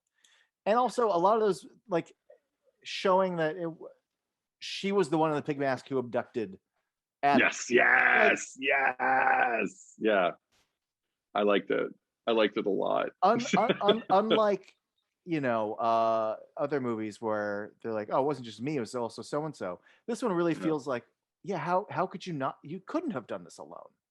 Right. Yeah. Yeah, I that's fine. invite, I invite, like, I guess also it doesn't feel like fan fiction, even though it is so clearly kind of like written like after the fact and just kind of like, but it's done so strategically with the mindfulness that you and I like discuss and crave, like when we have these discussions where we're just kind of like, what, it would have been so nice if somebody would have like just kind of thought about that or cared a little bit more about like making them all connect, and if somebody could have just raised their hand and said like, but that doesn't Mm. really add up because of ABC. And I feel like that's the thing I have the least criticism for this movie about. The only other thing that I really have to say about Saw 3 is I remember with my imaginary hat with the sawing of Dr. Larry's foot off. Didn't quite get the same thing in 2 with God, I can't even remember what I'm referencing. Like I wrote it down. um Oh, Xavier cutting off his neck skin. I felt like that was maybe the most intense thing that happened, like at a climactic point. And it wasn't. I mean, it was a lot of and everything like that. But I don't know. I was just kind of like, we ramped up to something in the first movie. In the second movie, it's like nothing. And then in this movie, in Right. 3, kind of the equivalent for me, the one that had me grabbing my imaginary hat the most was I had completely forgotten about the drill and the saw. I had completely forgotten about the skull and all of that. And I Oh, was literally the whole sequence just, and it was all scientific and all medical. It wasn't torturous, but it didn't make it any less difficult to sit through. And yet I would watch it again. I enjoyed that sequence. I love the way that what they achieved practically with the effects. I love the way Dr. Lynn seems to really kind of like move with confidence through what she's doing, but not be so confident that I worry that she might lose him. I actually have a lot of faith in her. And um, then also I the the fact that, madness surrounding everything. Yeah. and can I add in also the fact Yes. that Amanda is like, Jesus. and the irony of like, you can do this to all these people, but Yeah. this is getting to you, but also it's because you care about this person. But like Yeah. watching her watch it Mm-hmm. really, yeah. Mm-hmm. No, that was much like how Emerson with the gun like really elevated me to feeling something in Saw 1. I Mm-hmm. like leaned in, and then when they would like kind of be like, oh, like that gave me not feelings, but like it got me. It got Yeah. me in a way Yeah. where other things where I'm just like, oh yeah, it's a bunch of gross pig stuff. Gross. I don't like it, but no, this got me. I Um, still like the pigs. I still like it. I mean, I don't like it, but it's memorable. And while I was watching it, I was like, oh "Oh, yeah, it's still happening. It's happening to me right. all Because over again." well, Yeah, it's gross. when the scene starts, I think it's gonna have something to do with cutting this dude up, and then it's like, no, Yeah, no, it's just we're gonna drown him, but it's gonna be really gross. yeah. Like what a shit ass ground. Yeah. Every one of those pigs is different too, and they all look so. Bleh. It's great. Oh, It's so great. it's just such. I hate being this guy, but it was such. I hate this. But then when they're walking down the hall, him and the judge's shirt is like so clean. I'm like, how the fuck is his shirt so clean? It wasn't a thing of water. It should be like a little brown. Uh, But I it's don't like it even was like remember. Yeah, slime, and it just like I think you're flicked right. off. I think you're right. I think No, you're no, right. it's Yeah. not. It's not No. a rubbery slime that flicks off. Anyway, it's bullshit. No, it's not. Um, You got anything else? yes, I do. Just Okay. little things. Yeah. One. And I know this series. I feel like when the new writers take over for 4, 5, 6, they definitely do more like setting something to pay it off later. Hmm. But even now, I forgot that God, what is his name? The cop that Dina Myers is talking to for one scene at the beginning at the crime scene. Oh, him. Yeah. Yeah. Yeah. I don't I'm remember his like, name. oh, he Yeah. gets introduced in 3? I didn't remember that. Yeah. Like they're I picking didn't up a either. thread. They're picking up a thread. Holy shit. I didn't know Right. that thread was planted this early. I thought he was introduced in 4. Me too. So that being said, even though this is not from going forward a Leigh Whannell, James Wan or James Wan joint, Mhm. I find it very interesting that in this one they wrote that they had Amanda read the letter. And I know we're not going to find out till much later, but like already in 3, I'm like, what does that letter say? Because then you Yeah. go in there and start, and it's just so funny that before anything was ever given to us as an answer, like I don't remember a lot of like that's already a question that should be nagging at people, and they're doing it in 3. Hmm. So I'm looking forward to the payoff of that because I do not remember. And then Okay. also we have these little flashback shots of John with his wife. Yeah. I'm looking forward to find that you're gonna build on that, right? You kind of have to. I I ex- believe they do. I I expect them believe they to. do. Yeah. Yeah, I remember so little about 456. And yeah, I have. You were talking about the final scene, and I had some thoughts on it, and I let you keep going. But when I'm kind of going back to this idea that he must be so psychic. It's the fact that I think when she shoots the doctor, Hmm. and he already warned that like this could kill us all, but then he goes like, you've killed us all, or you've killed all 4 of us." And I'm like, well, you killed her, he saw it and shot you. Hmm. That's only 2 of you dead. It's only in John choosing to open his mouth Mm. does Angus McFadden learn enough. And it's not just learn enough, it's him going, Hmm. you have a choice to make, to forgive me or kill me. It's not just, Yeah. you're egging, you're putting him in this position. So when he says, you killed all 4 of us, no, she fucking didn't. Again, you're full of shit because her getting shot doesn't make you talk. This isn't some part of a plan. This isn't some domino effect that you could have predicted or purposefully, like, you could just not have this conversation and not tell him that. You know what I mean? All right. That's not some, and again, they're playing the music and making it sound like it's a master plan, but specifically those words to her. I call bullshit on you, John. It's not her that did it. Or I also couldn't help but thinking when he says like, "Oh, you've done it. You've killed us." I was expecting a Saw twist where, and I know this won't make sense because the like the shotgun shells Yeah. in her collar are clearly pointed at her neck. Yeah. But I thought like there was going to be a twist where now when like he's gonna like I thought her things were gonna go off outward and we're all gonna get shot because they're gonna pivot, they're gonna rotate, or the bomb's gonna go off. But like, oh no, you've killed us all because that was my secret, that was my plan. Here is the That's twist. interesting. If you do Yeah. this, that's why I'm begging you, don't do this because Hmm. what you do will kill us all. That's interesting. That I would have didn't been a think about neat it like that. thing. But Yeah. when he words it that way, and then it's not any, that's bullshit to me. And it just makes me more upset at him as a character. Again, talking about how much he believes in what he's saying. Okay. And then lastly, just a little question, and not a real question, Eddie. It's not a question necessarily for you, but a rhetorical question. Okay. Maybe not Okay. rhetorical. Well, let's ask it and we'll see. I remember watching the first movie and thinking, okay, you've met Dr. Lawrence. Uh-huh. I don't need to see you hiring a private eye, but like clearly you've gathered enough about Dr. Lawrence and his life Uh-huh. to know the sins that he's committing and stuff. Right.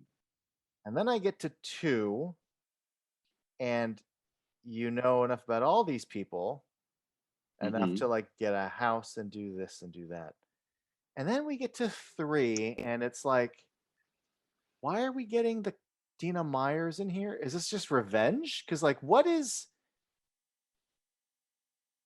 I forget what the tape said, but there was enough of an excuse where I'm like, okay, so you're in this device for whatever reason. Mm-hmm. But like Angus McFadden, and I said this before, he's just a guy who experienced loss. He's just a schmo. But you're John Kramer.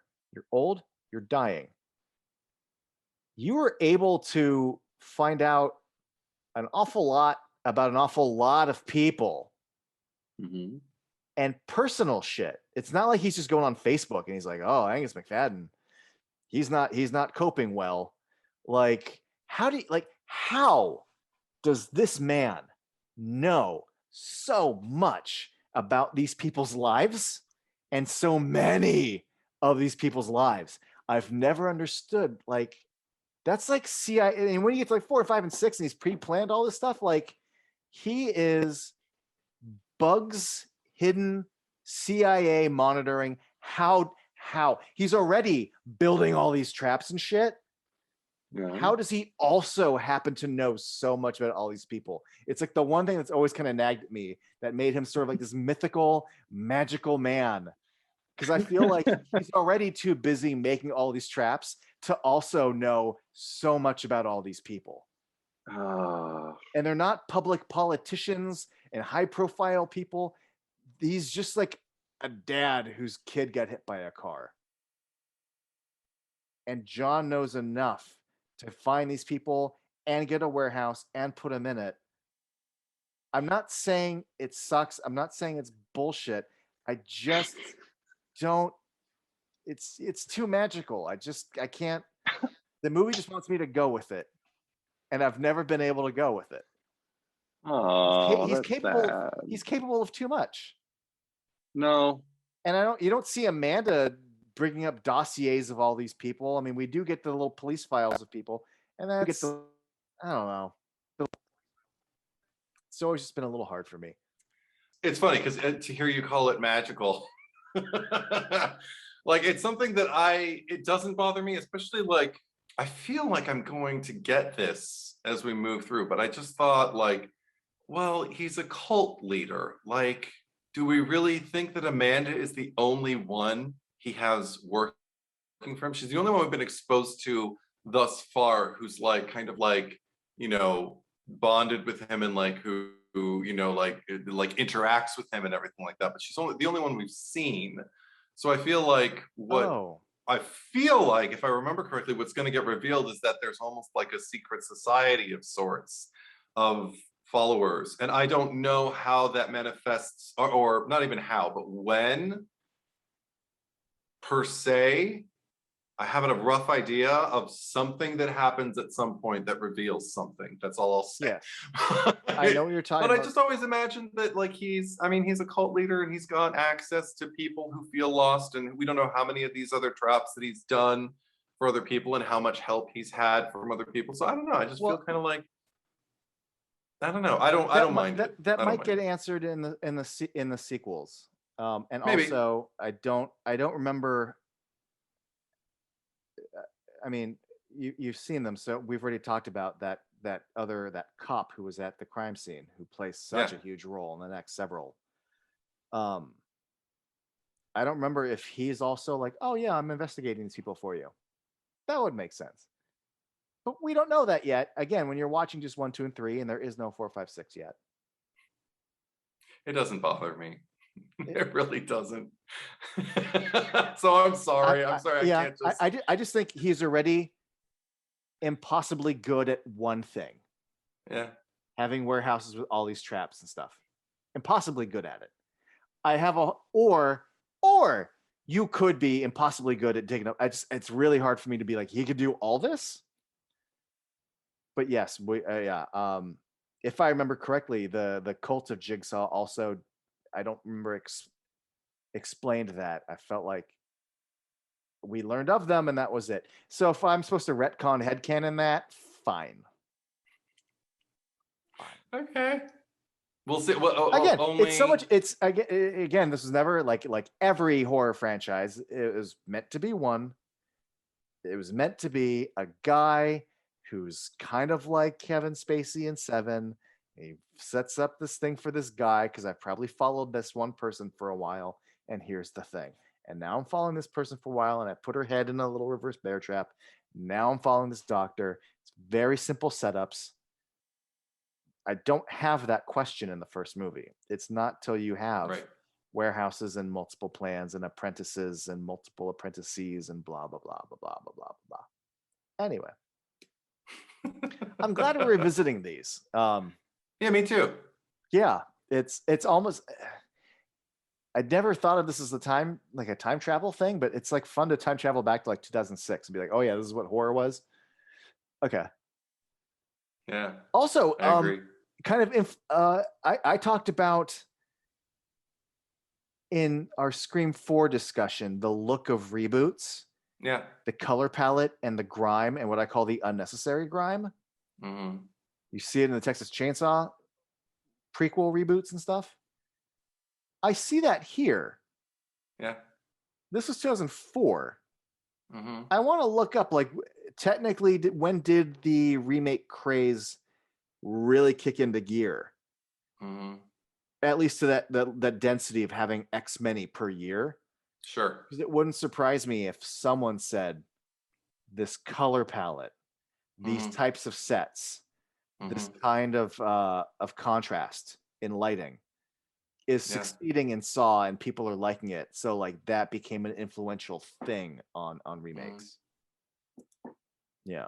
That said, one thing that I've observed thus far is they kind of, it's not like something consistent throughout that they adhere to really, really strictly and never veer away from. But the thing that they keep coming back to, particularly in the trap settings, are kind of like where hues of green meet like hues of orange or brown, like brownie orange, but they just kind of intertwine like that.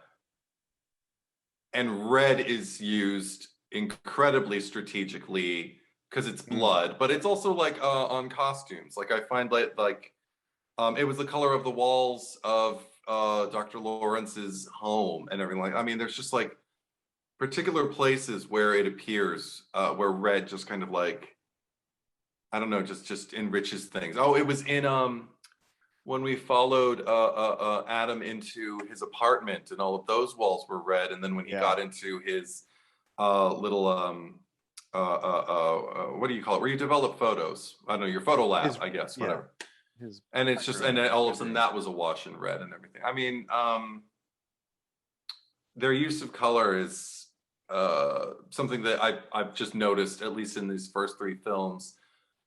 It's not uniform, but it's connective enough. Like there's a continuity in the look of these movies that satisfies me in a way that not a lot of trilogies, at least, share this kind of uniformity. Because I think it's the same DP for the first three. Like I know that Nice. 2 brought back a majority of the production team from 1. Nice. And I know there's continuity with the score for the first 3. Yeah. So, yeah. So we'll see. Yeah, looking forward to 4, 5, 6. I am anxious to revisit them, but I'm also, I don't know.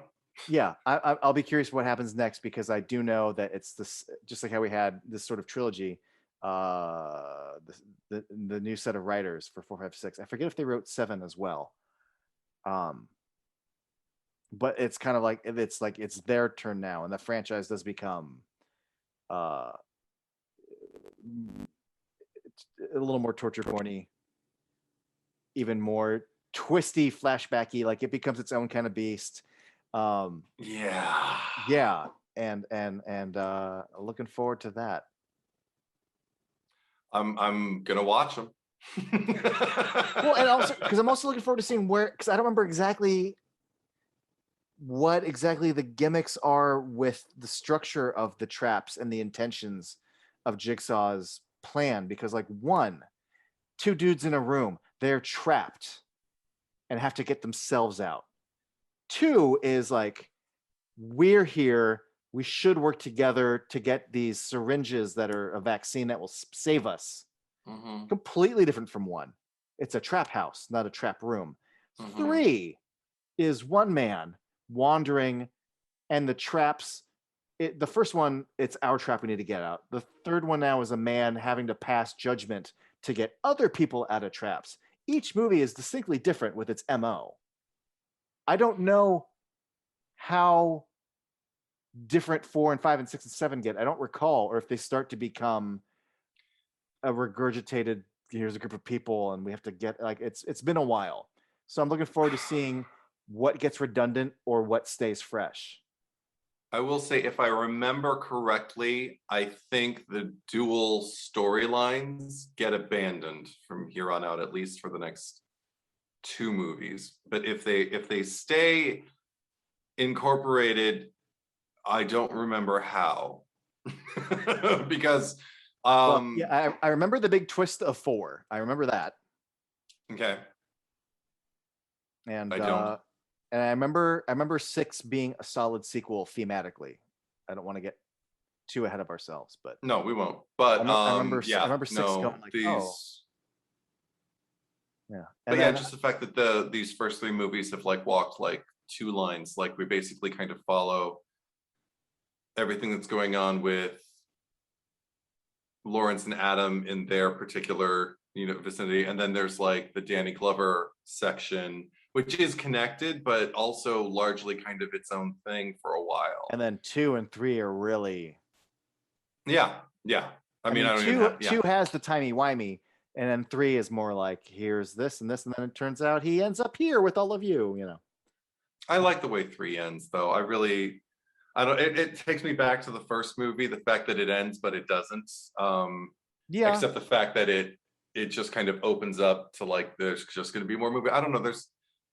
There's a way to do that I respond to, and Saw 3 sealed it kind of like perfectly for me. Because when it was over, I think I actually said out loud, "Oh fuck," with a, like a refreshed kind of like, but also kind of exhausted, like I don't know, reverie, just kind of like, oh wow.